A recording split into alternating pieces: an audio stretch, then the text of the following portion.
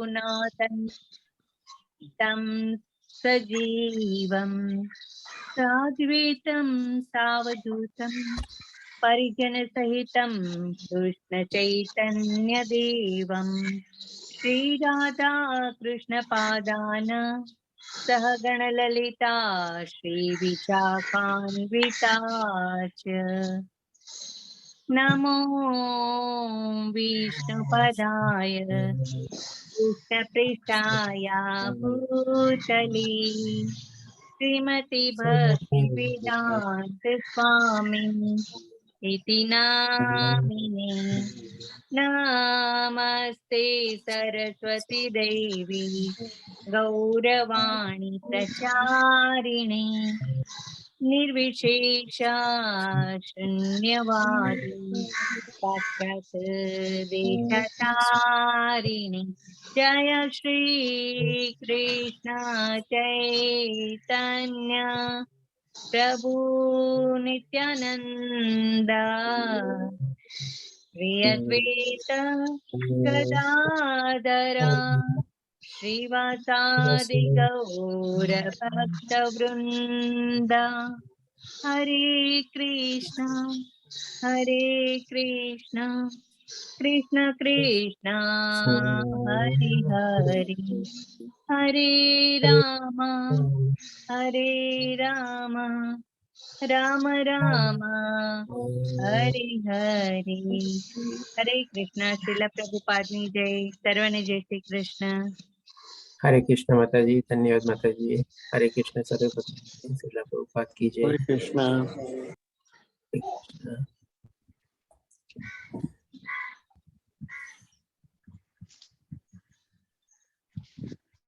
બધાને મ્યુટ કરી દો છો, પોતપોતાને મ્યુટ રાખજો. આજે આપણે શરૂ કરીએ શ્રીમદ ભગવદ ગીતાનો 11મો અધ્યાય, જેનું નામ છે વિરાટ સ્વરૂપ દર્શન અથવા વિરાટ રૂપ સંદર્શન યોગ. આમાં ભગવાન શ્રી કૃષ્ણ એમનું પોતાનું વિશ્વરૂપ આપણને અર્જુનના મારફત દેખાડશે. તો પહેલા શ્લોકમાં અર્જુન કહે છે, અર્જુને કહ્યું, આપે જે અત્યંત ગુહ્ય આધ્યાત્મિક વૈષયનો મને ઉપદેશ આપ્યો છે તે શ્રવણ કરીને હવે મારો મોહ દૂર થઈ ગયો છે. હવે આ અધ્યાય છે ને અર્જુનના કોઈ પ્રશ્ન દ્વારા નથી શરૂ થતો, નહીં કે કોઈ ભગવાન શ્રી કૃષ્ણ સામેથી કહે છે, પણ આપણે અર્જુનને એક રીતે કહીએ ને તો આપણે યાચિકા, વિનંતી અથવા તો આપણે પ્રેમભરી વિનંતી છે, વિવેકપૂર્ણ વિનંતી ભગવાન શ્રી કૃષ્ણને કરે છે. તો એ રીતે આપણે જોઈએ કે ભગવાન જે રીતે પેલા અર્જુન વર્ણવે છે બધું, સૌ પ્રથમ પહેલા જે આપણે જોઈ ગયા હતા 10મા અધ્યાયમાં, 12મા, 13મા, 14મા બધા શ્લોકમાં અર્જુન ભગવાન શ્રી કૃષ્ણને જે કાંઈ ભગવાન શ્રી કૃષ્ણે બધું જ્ઞાન આપ્યું અત્યાર સુધી એ બધું એઝ ઇટ ઇઝ યથાર્થ રૂપે પૂરેપૂરું સંપૂર્ણ રીતે વર્ણવે છે અને બધાને કહે છે હું આપને સાચું માનીને સ્વીકારું છું. આ રીતે અર્જુનને ત્યારે શરણાગતિ લઈ લીધી હતી અને એ પ્રમાણે બધું ભગવાન શ્રી કૃષ્ણે જે જ્ઞાન આપ્યું એને બધું સાચું માનીને સ્વીકારેલી છે. પછી હવે આ અધ્યાયમાં અર્જુન ફરીથી આવે વિનંતી કરે છે ભગવાન, અને બહુ સરસ રીતે પ્રેમપૂર્વક આદરપૂર્વક આપણે જેમ યાચિકા અથવા કંઈક અરજી ભરીએ ને, દાખલા તરીકે ક્યાંક એડમિશન કે એવું હોય આપણે, તો એ રીતે અર્જુનને વિનંતી કરે છે. તો પહેલા શ્લોકમાં આ રીતે કહે છે કે મારા બધા વિષયોનો ઉપદેશ મને મળ્યો છે, શ્રવણ કરીને મારો બધો મોહ દૂર થઈ ગયો છે. પછી હજી બીજા અને ત્રીજા શ્લોકમાં કહે છે, હે કમંડયન, મેં આપની પાસેથી જીવન માત્રની ઉત્પત્તિ તથા લય વિશે વિસ્તારપૂર્વક શ્રવણ કર્યું. એટલે આ બધું પણ આપણે સાંભળ્યું કે કેવી રીતે જીવોની ઉત્પત્તિ આ ભૌતિક દુનિયામાં થયેલી છે ભગવાનની પરા અને અપરા શક્તિ દ્વારા, અને આપનો અક્ષય મહિમાનો પણ અનુભવ કર્યો. આ પણ ભગવાન શ્રી કૃષ્ણ જેમ આપણે 7મા અધ્યાયમાં બી સમજાવે છે જ્ઞાન યોગમાં, પછી આપણે વિભૂતિ વર્ણનમાં 10મા અધ્યાયમાં બી જે પ્રમાણે અર્જુન ભગવાન શ્રી કૃષ્ણ વર્ણવે છે એ પ્રમાણે અર્જુન કહે છે કે બધા આપણા મહિમાનો મેં અનુભવ કર્યો. અને હજી ત્રીજા શ્લોકમાં પોતાની જે વિનંતી છે અથવા વિનંતી આપણે શું કરીએ કે પ્રાર્થના છે એ આગળ કરે છે, અને હે પુરુષોત્તમ, હે પરમેશ્વર, હું આપને સ્વયં આપના જણાવ્યા પ્રમાણેના આપના વાસ્તવિક રૂપને મારી સમજ જોઈ રહ્યો છું. એટલે કે આ રીતે વર્ણવીને પ્રાર્થના રૂપે કે છે કે ભાઈ હું બધું આપની રીતે આપને સામે જોઈ રહ્યો છું, તેમ છતાં શું. હવે અહીંયા પોતાની વિનંતી આપણે પ્રસ્તાવ મૂકે છે.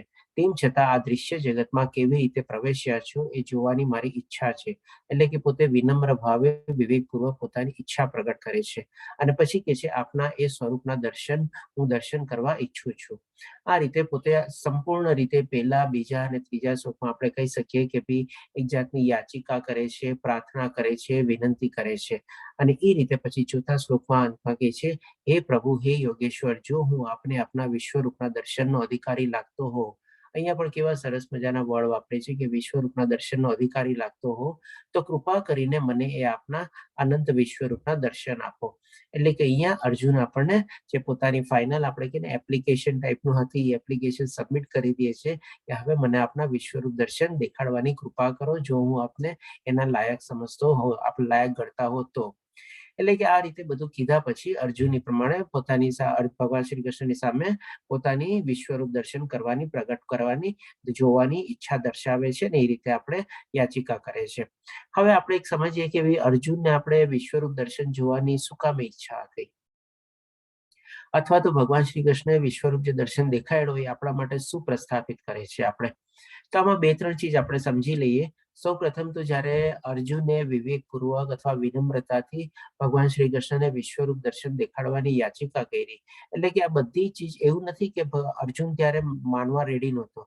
એ તો ઓલરેડી એને 10મા અધ્યાયમાં 12, 13, 14, 15 બધા શ્લોકમાં કહી દીધું હતું કે હું બધું સંપૂર્ણ રીતે સ્વીકારું છું, સાચું માનું છું અને એ રીતે કરું છું. અને એ જ રીતે પાછું સંક્ષિપ્તમાં પણ અહીંયા આપણે પહેલા, બીજા, ત્રીજા શ્લોકમાં એ કહે છે, પણ તેમ છતાં એ વિશ્વરૂપ દર્શન દેખાડવાની વિનંતી કરે છે. એટલે કે આ બધું સાચું ચીજ માન્યા પછી અર્જુન ભગવાનના વિશ્વરૂપના દર્શન જોવા પોતાની ઈચ્છા પ્રગટ કરે છે. પેલી એક ચીજ થઈ આપણે. હવે એ શું કામે પ્રગટ કરે છે એનો બી આપણે જોઈએ. ભગવાન પછી બીજી ચીજ, જ્યારે ભગવાન શ્રી કૃષ્ણે અર્જુનની આ વિનંતી સાંભળી ત્યારે ભગવાન શ્રી કૃષ્ણે વિનંતીને માન્ય રાખીને પોતાનું વિશ્વરૂપ દર્શન દેખાડ્યું. એટલે કે અહીંયા બે ચીજ આપણા માટે ઇસ્ટેબ્લિશ થઈ જાય છે. સૌ પ્રથમ તો ભગવાનનું વિશ્વરૂપ દર્શન છે, જે પ્રમાણે અર્જુને વિનંતી કરી પ્રમાણે. ત્યાર પછી બીજું કે ભગવાન શ્રી કૃષ્ણે વિશ્વરૂપ દર્શન દેખાડ્યું એ પણ આપણા માટે પ્રમાણભૂત થઈ જાય છે અર્જુનની વિનંતીને માન આપીને. અને હવે ત્રીજી ચીજ જે આપણે કહી શકીએ કે ભાઈ અર્જુને આપણા બધા માટે, આપણા વતી આપણે એ ભગવાન શ્રી કૃષ્ણની જે પ્રાર્થના કરી કે આપણા વિશ્વરૂપ દર્શન જોવાને જો લાયક હો તો મને દેખાડો. એટલે કે જ્યારે ભગવાન શ્રી કૃષ્ણે દેખાડ્યું ત્યારે એક પ્રમાણભૂત થઈ ગયું. અને આજની તારીખમાં જો આપણી પાસે એવું કોઈ આવે, માણસ આવીને ઉભું રહીએ અથવા કોઈ પ્રગટ થયેલું કે એવું કોઈ કહે કે હું પોતે ભગવાન છું, તો આપણે પ્રમાણરૂપ આપણે એને પણ આપણે વિનંતી કરી શકીએ અર્જુનના વતી કે ભાઈ મને પણ આપનું વિશ્વરૂપ દર્શન દેખાડો. જો એ આપણને એવું દેખાડવામાં થઈ શકે તો આપણે માની શકીએ કે ભાઈ છે આપણે ભગવાન, એટલે કે એ રીતે ભગવાન માની શકીએ. નહીં તો આજની તારીખમાં આપણે જોઈએ છે કે ઘણા લોકો એવા બધા જેમ બિલાડીનો ટોપ હોય છે એવી રીતે પોતપોતાને એ પ્રમાણે ભગવાન અથવા ભગવાનનું રૂપ અથવા ભગવાનનો અવતાર અને કંઈક ને કંઈક એ પ્રમાણે ચલાવી રાખે છે પોતાની ભક્તિ, અને એ રીતે આપણને ભ્રમિત કરે છે. તો આ રીતે આપણે એવું કોઈ જો આપણી સામે આવે તો જે પ્રમાણે અર્જુને કીધું એ પ્રમાણે આપણે પણ એની ટેસ્ટ રૂપે અથવા પરીક્ષા રૂપે આપણે એમને કહી શકીએ કે મને પણ આપની વિશ્વરૂપ જોવાની અભિલાષા છે અથવા મને ઈચ્છા છે, તો કૃપા કરીને આપ જો ભગવાન હો જે પ્રમાણે આપ કહો છો તો મને પણ વિશ્વરૂપ દેખાડો.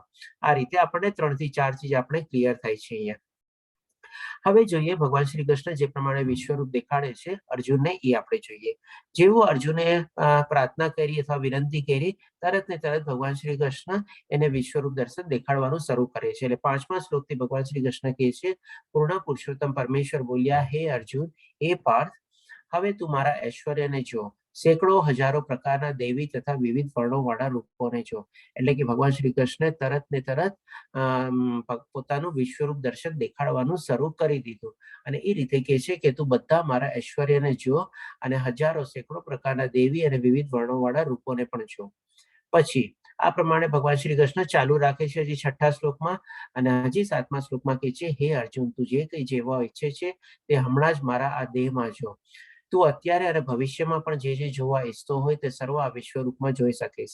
એટલે કે ભગવાન શ્રી કૃષ્ણ ત્રિકાળ જ્ઞાની હતા, એ રીતે અર્જુનને કહે છે કે ભૂતકાળ, વર્તમાન અને ભવિષ્ય તારે જે કાંઈ પણ અહીંયા જોવું હોય આ વિશ્વરૂપ દર્શનમાં એ સંપૂર્ણ રીતે તું મારા એક જ દેહમાં જોઈ શકીશ.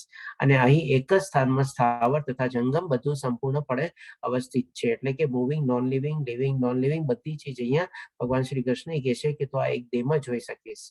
હવે જ્યારે ભગવાન શ્રી કૃષ્ણ 5મા, 6ઠા અને 7મા શ્લોકમાં પોતાનું વિશ્વરૂપ દર્શન દેખાડવાનું શરૂ કરે છે, ત્યારે અર્જુન શું છે, ખાલી આપણે આંખ મીચતો હોય છે, એને કાંઈ પ્રમાણે દેખાતું નથી. ભગવાને તો શરૂ કરી દીધું કે તું ભૂતકાળ જો, ભવિષ્ય જો, વર્તમાન જો, સ્થાવર જંગમ જો, બધા દેવી જો, અનેક રૂપો જો, બધું ચીજ આપણે ભગવાન શ્રી કૃષ્ણ વર્ણવવાનું શરૂ કરી દીધું. પણ અર્જુનને એ પ્રમાણે કઈ દેખાતું નથી. એ આંખ મીચે છે ખાલી, અથવા તો આંખ જોડે છે કે ભાઈ કે મને કઈ દેખાતું નથી. ભગવાન શ્રી કૃષ્ણ તો કે છે કે આ જો, એવી રીતે જો. એટલે કે ત્યારે ભગવાન શ્રી કૃષ્ણ સમજી જાય છે કે અર્જુનને આ પ્રમાણે કઈ દેખાશે નહીં. એટલે કે છે પરંતુ તું મને મારી આ વર્તમાન આંખે જોઈ શકીશ નહીં. એટલે કે જ્યારે તારી પાસે જે અત્યારે ચક્ષુ છે, આંખો છે, એનાથી તું મને જોઈ શકીશ નહીં. તેથી હું તને દિવ્ય નેત્રો આપું છું. હવે તું મારા યોગ ઐશ્વર્યને જો. આ રીતે ભગવાન પછી એને દિવ્ય ચક્ષુ આપે છે અથવા દિવ્ય નેત્ર આપે છે, અને એ પ્રમાણે પછી અર્જુનને ભગવાનનું વિશ્વરૂપ દર્શન દેખાવાનું શરૂ થાય છે. આપણે જેમ કેમ આપણે 3D મૂવી હોય ત્યારે આપણે હોલમાં એન્ટર થઈએ ત્યારે ટિકિટ આઉટ કલેક્ટર આપણે ટિકિટ ચેક કરીને આપણને ચશ્મા આપે. તો જે આપણે જો ચશ્મા લગાડીએ તો આપણને 3D ઇફેક્ટ દેખાય, નહીં તો આપણને 3D ઇફેક્ટ દેખાય નહીં આપણને. તો આ રીતે પણ ભગવાન શ્રી કૃષ્ણ અર્જુનને જ્યારે દેખાડવાનું શરૂ કરે છે, પણ અર્જુન આંખ જોડે છે ત્યારે સમજી જાય છે. એ પ્રમાણે પછી એને દિવ્ય ચક્ષુ પ્રદાન કરે છે, અને એ દિવ્ય ચક્ષુના પ્રતાપે એ ભગવાનનું વિશ્વરૂપ દર્શન જોઈ શકે છે આપણે. હવે આપણે એક ચીજ અહીંયા આપણે લઈએ કે ભાઈ આ વિશ્વરૂપ દર્શન કોણે કોણે જોયું હતું? કોણ મને કહેશે? આપણે ચેટ બોક્સમાં બી ટાઈપ કરી શકો છો અથવા લખી શકો છો. થોડી ઘણી હિન્ટ તો આપણે મળી જશે. પ્રભુજી, અર્જુન અને સંજય એ બંને જોયું. અર્જુન અને સંજય જોયું હતું, બરાબર. ઓકે, એના સિવાય કોઈ જવાબ હજી? આપણે જે સ્વર્ગલોકમાં જે દેવી દેવતાઓ તેમને પણ એના દર્શન. ખૂબ ધન્યવાદ માતાજી. હનુમાનજી. સોયની માતાજીનો અવાજ છે કદાચ. ઓકે, હનુમાનજી. હનુમાનજી જોયા. હનુમાનજી કેવી રીતે જોયા? હનુમાનજી કેવી રીતે જોયા? રથની બેઠેલા હતા ને, બિરાજમાન હતા રથમાં. અચ્છા, ઓકે, બરોબર, ગુડ આન્સર, સરસ મજાનો. હજી? ભીષ્મ પિતામહે જોયા હતા. ભીષ્મ પિતામહે નહોતા જોયા. હજી કોઈ જવાબ?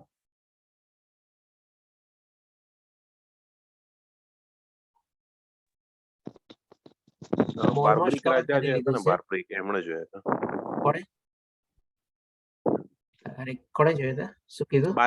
બાર્બ્રિક જેમના કઈક યુદ્ધની પહેલા જેમનું સર ધડથી અલગ કરી નાખ્યું છે યુદ્ધ જોવા માટે, એમને જે યુદ્ધના ટોપ સ્થાન પર મૂક્યા હતા ને, એમણે જોયા હતા. બાર્બરિક, હા, બરોબર. Okay, Barbarik, okay. અચ્છા, હજી કોઈ? વેદવ્યાસજીએ. વેદવ્યાસજીએ, બરોબર. એ આપણે હોઈ શકે દેવી દેવતાઓમાં આવી ગયા, જે પ્રમાણે સોયની માતાજી જવાબ આપ્યો એ પ્રમાણે એમાં આવી ગયા. હજી કોણે? ઓકે, હવે આપણે જોશું ચેટ બોક્સમાં શું લખ્યું છે. કોઈ કે રેડમી નોટ હનુમાન લખ્યું છે. યશોદામાં, ના, યશોદામાં વિશ્વરૂપ દર્શન નહોતા જઈએ. યશોદા માતાને આપણે બ્રહ્માંડ સ્વરૂપ દેખાડે છે ત્યારે.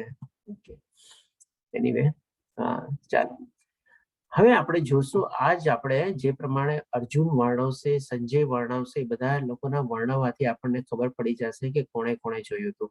આપે લોકોએ જેટલા જવાબ આપ્યા, જેમ કે ભીષ્મ પિતામહ, અર્જુને જોયું, પછી સંજયે જોયું, દેવી દેવતાઓએ જોયું, હનુમાનજીએ જોયું. એ બધા આપણે થોડા ઘણા બધા સાચા જવાબ છે. અને સાથે સાથે આપણે હવે જોશું, જે આપણે લોકોમાંથી કોઈ હજી સુધી કીધું નથી, અસુરોએ પણ જોયું હતું. કોક અસુરોએ પણ આપણે જોયા હતા વિશ્વરૂપ દર્શન. જે આપણે અર્જુન અને સંજય વર્ણન કરશે એમાંથી આપણને ખબર પડશે.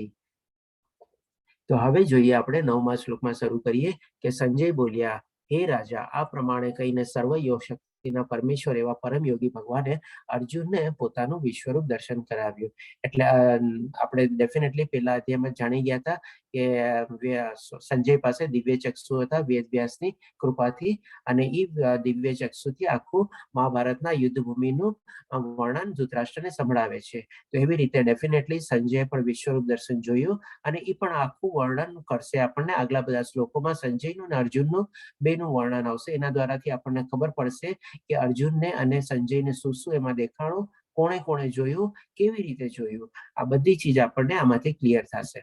હવે આપણે આગળ જોઈએ. જે પ્રમાણે સંજય ધૃતરાષ્ટ્રને વર્ણવ્યું એ પ્રમાણે હજી આગળ વર્ણવે છે. આ સંજયના શ્લોક છે આપણે, એટલે કે 10મો, 11મો અને 12મો આ સંજયના શ્લોક છે. અને સંજય એ પ્રમાણે ધૃતરાષ્ટ્રને સંભળાવે છે કે જેના દ્વારા આપણે પણ ભગવાન શ્રી કૃષ્ણ જે વિશ્વરૂપ દેખાડ્યું એને આપણે અનુભૂતિ આપણે અત્યારે કરશું. તો 10મા અને 11મા શ્લોકમાં કહે છે સંજય ધૃતરાષ્ટ્રને કે અર્જુને, એટલે કે અર્જુને શું જોયું એ પ્રમાણે વર્ણવે છે. અર્જુને તે વિશ્વરૂપમાં અસંખ્ય મુખ, અસંખ્ય નેત્ર તથા અસંખ્ય આશ્ચર્યમય દ્રશ્યો જોયા. આ રીતે અર્જુન જે જોતો હતો એ પ્રમાણે સંજય બી જોતો હતો અને વર્ણવતો હતો. આ રૂપ અનેક દિવ્ય આભૂષણોથી અલંકૃત હતું અને અનેક દિવ્ય શસ્ત્રોથી સજ્જ હતું. તે દૈવી માળાઓ તથા વસ્ત્રથી શોભતું હતું અને અનેક સુગંધી દ્રવ્યોના વિલેપન વાળું હતું. બધું જ આશ્ચર્યમય તેમજ અસીમ તથા સર્વવ્યાપક હતું. હવે જો જે પ્રમાણે આ સંજય વર્ણવે છે, આપણે શું છે આ બધી ચીજ હોઈ શકે, અસંખ્ય મુખ, અસંખ્ય નેત્ર, અસંખ્ય પછી આશ્ચર્યમય દ્રશ્યો, આ બધું આપણને આંખથી દેખાય છે. સંજય દેખાયું જોયું હશે એટલા દૂર દ્રષ્ટિથી. આ રૂપ પ્રમાણે અનેક દિવ્ય આભૂષણ, એટલે કે આભૂષણો બી બધા દેખાય, કપડા ઉપર જે પહેર્યા હોય, અનેક દિવ્ય શસ્ત્રો બી બધા દેખાય. આપણે જાણીએ છીએ કે બધા દેવી દેવતાના હાથમાં એક એક પોતાનું શસ્ત્ર હોય છે અને એક એક પોતાનું પ્રાણી બી હોય છે. એ રીતે તે દેવી માળાઓ તથા વસ્ત્રથી શોભતું હતું, આ બી જોઈ શકે. અને હવે જો સાથે સાથે સંજય શું વર્ણવે છે, સુગંધી દ્રવ્યોના વિલેપન વાળું હતું. હવે તમે મને કહો, આપણે જયારે પહેલો અધ્યાય લીધો હતો ત્યારે પણ આપણે એકવાર જોઈ ગયા હતા જે પ્રમાણે શંખનાદ ને બધું થતું હતું. હવે એટલે દૂર સંજય બેઠો હતો ત્યારે શંખનાદ બી જોવાની સાથે સાથે શંખનાદ બી સાંભળી શકે છે અને સાંભળવાની સાથે સાથે એ શંખનાદની કૌરવોના હૃદયમાં કેવી રીતે ઇફેક્ટ થાય છે એ પણ ધૃતરાષ્ટ્રને વર્ણવે છે. એ પણ એક શ્લોકમાં કહે છે કે કૌરવોના હૃદય કાપી ઉઠ્યા. આ રીતે એ વર્ણવે છે. ત્યારે પણ આપણે એક દાખલો લીધો હતો કે ભાઈ માની લો ત્યારે કોઈ આઈપીએલ મેચ કે કઈ ચાલતી હોય અને કોમેન્ટેટર કોમેન્ટ્રી આપે તો તમે આજ સુધી કોઈ દી એવી કોમેન્ટ્રીમાં સાંભળેલું છે કે ભાઈ ફાસ્ટેસ્ટ બોલ નાખ્યો અને બેટ્સમેન ના પગ કાપી ઉઠ્યા, એનું બેટ રૂજી ગયું કે એવું કઈ? કોઈ દી આપણને નથી સંભળાતું એવું કઈ. પણ એ ટાઈમમાં પણ એ પ્રમાણે જ સંજયને દિવ્ય દ્રષ્ટિની સાથે સાથે આ બધું બી જ્ઞાન હતું અને એ પ્રમાણે પણ એ ફીલ કરી શકતો હતો. ત્યારે તો આપણે એ ફિલિંગ સમજ્યા.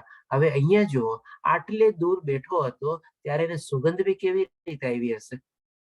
આ બધું તો ચાલો કપડા ને આભૂષણો ને શસ્ત્રો ને અસંખ્ય મુખ ને બધું તો ઠીક છે, આપણે દિવ્ય ચક્ષુ થઈ ગયા. તો આવી જો અહીંયા જે પ્રમાણે સંજય વર્ણવે છે અનેક સુગંધી દ્રવ્યો, એટલે કે ઈ પણ એને ફીલ કરી શકતા હતા. એટલે આપણે એવું નથી કે ખાલી આપણે એક જ એને દિવ્ય ચક્ષુ હતા, સાથે સાથે આપણે એવી રીતે બી સમજી શકીએ કે એની પાસે જે 5 ઇન્દ્રિયો હતી ને એ એક રીતે દિવ્ય થઈ ગઈ હતી. અને એ રીતે આખું સરસ મજાનું વર્ણન ધૃતરાષ્ટ્રને સંભળાવતો હતો અને કેવી કેવી ફિલિંગ્સ છે, કેવા કેવા સુગંધ ને બધું છે એ પણ ધૃતરાષ્ટ્રને કહે છે. આ રીતે સંજય કહે છે કે અનેક સુગંધી દ્રવ્યોના વિલોપન વાળું હતું, બધું જ આશ્ચર્યમય, તેજમય, અસીમ તથા સર્વવ્યાપક હતું. એટલે કે એની કોઈ સીમા નહોતી, એન્ડલેસ હતું, ઇન્ફાઇનાઇટ હતું, એવી રીતે. હવે પછી સંજય હજી એક કમ્પેરિઝન આપે છે.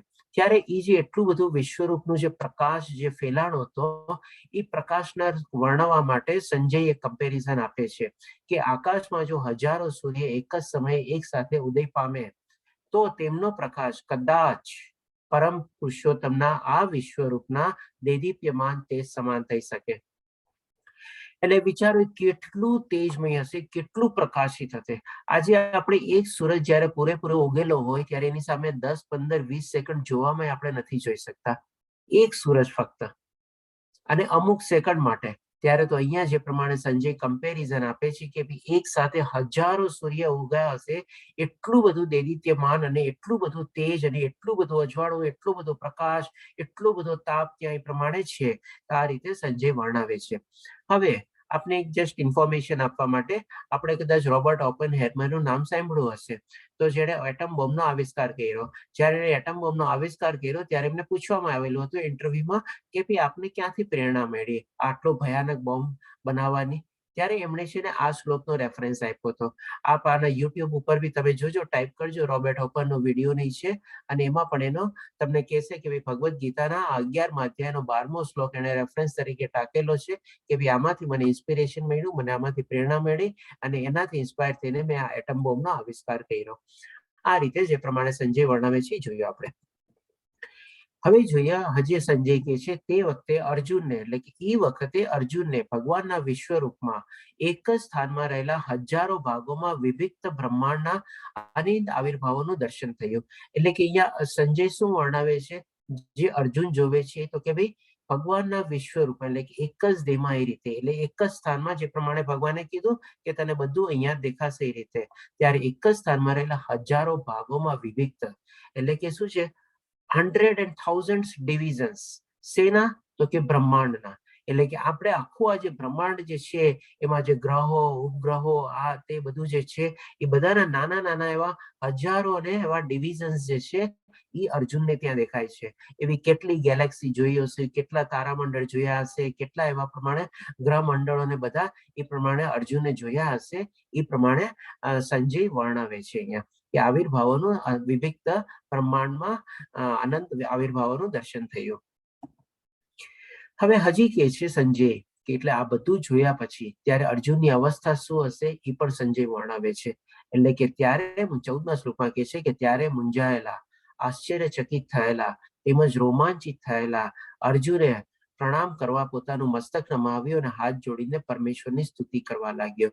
એટલે કે અહીંયા તમે જો મૂંઝાયેલો દેખાય છે સંજયને અર્જુન, આશ્ચર્યચકિત થયેલો છે, ડેફિનેટલી પહેલી વાર જોવે છે, આવું તો ક્યારેય નથી જોયેલું, આશ્ચર્ય બી છે એને અને તેમજ રોમાંચિત બી છે. એટલે તમે જુઓ 3 ફિલિંગ્સ એક સાથે. હવે આવી તમે ક્યારેય જોયું છે માણસમાં આવી ટાઈપની 3 ફિલિંગ્સ એક જ ઘડીએ દેખાય અને એ પણ એટલા દૂર બેઠેલા સંજયને? કોઈ એવી પર્ટિક્યુલરલી પોતાની લાઈફની આપ સિચ્યુએશન મને વર્ણવો કે જેમાં 3 સિચ્યુએશન આપણને એક સાથે દેખાતી હોય. આપણે ઇવન ક્યારેક ક્યારેક દીકરીને વડાવીએ ને ત્યારે આપણે અંદરથી રોમાંચિત હોઈએ અને બહારથી આપણે રોતા હોઈએ, પણ એમાં આશ્ચર્યચકિત ન હોય આપણને, એમાં કઈ સરપ્રાઈઝ નથી, દીકરી તો જવાની છે, એક દિવસ વડાવવાની છે આપણે. અને એવી જ રીતે કોઈ પણ અનુભવ મને કયો તમે આપણી લાઈફનો કે જેમાં તમને આ 3 ટાઈપની જે ફિલિંગ્સ છે એક સાથે તમારામાં દેખાતી હશે.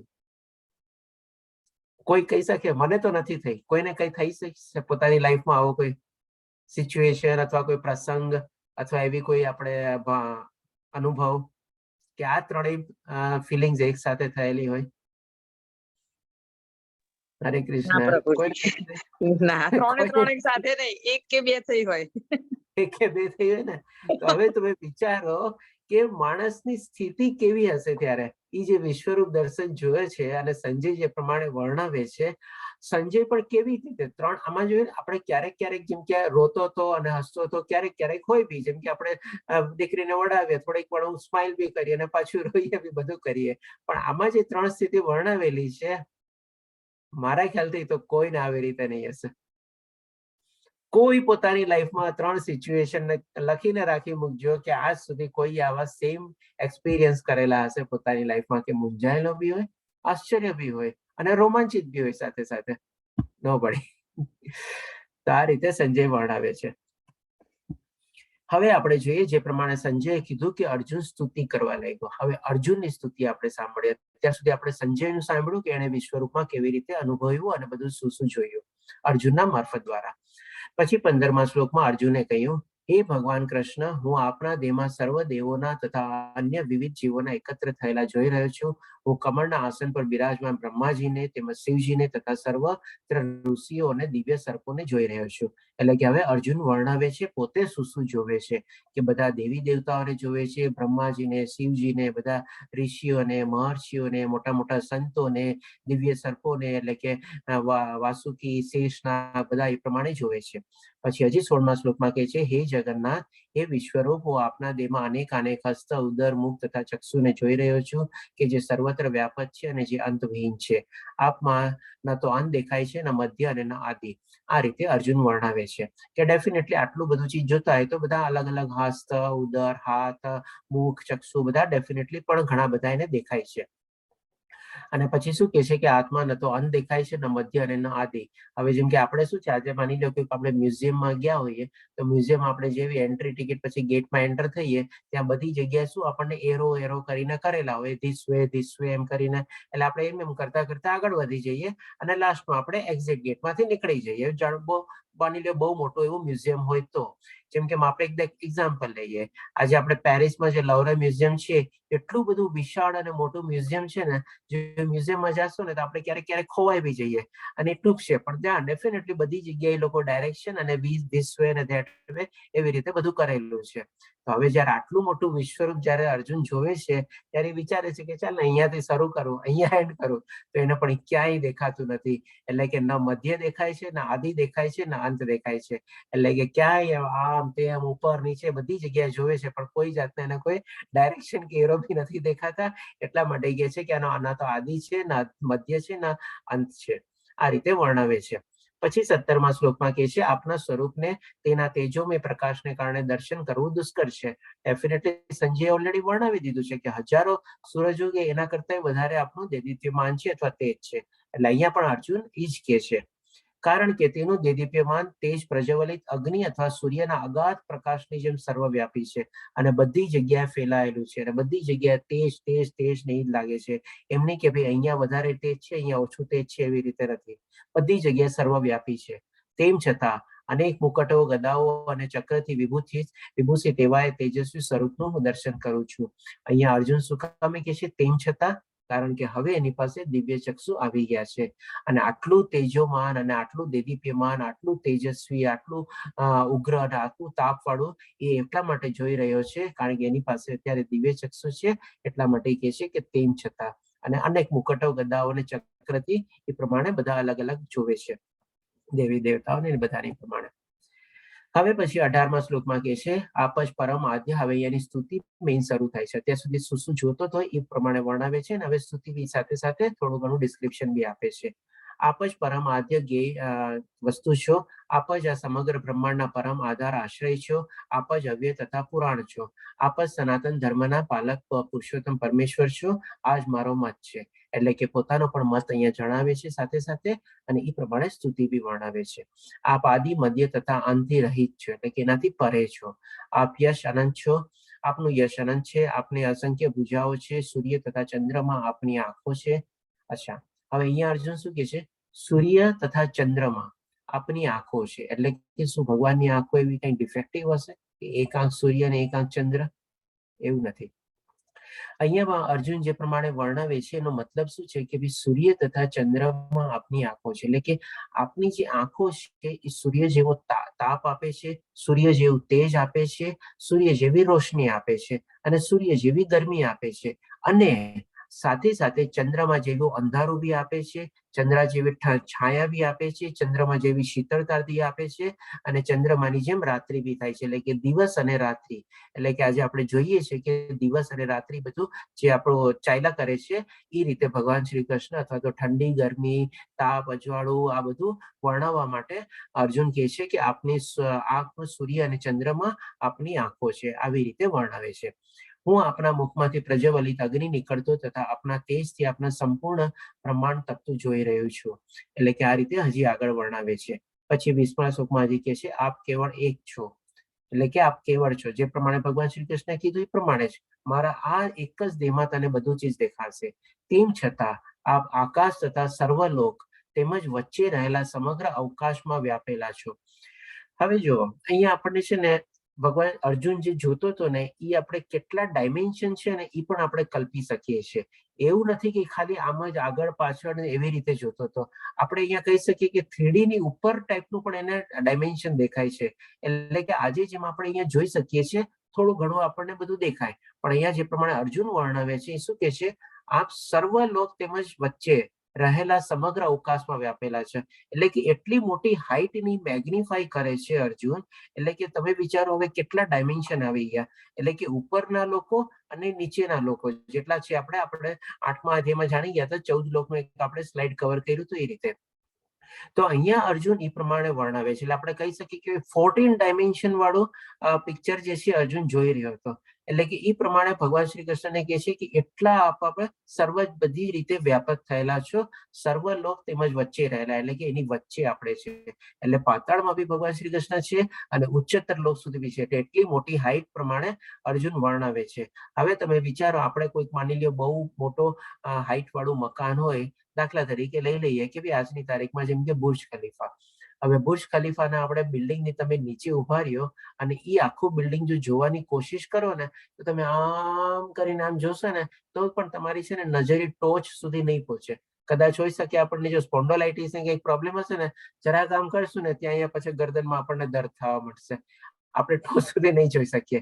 તો અહીંયા તો અર્જુન રથમાં બેઠા ઉભા આખું જે છે ભગવાન શ્રી કૃષ્ણનું જે રૂપ જોતો હતો, એટલે 14 લોકમાં કવર થઈ જાય છે. એ રીતે એ વર્ણવે છે કે આપ સર્વલોક તેમજ વચ્ચે રહેલા સમગ્ર અવકાશમાં વ્યાપેલા છો, એટલે કે અવકાશને બી ઉપર એ પ્રમાણે એ જોઈ શકે છે.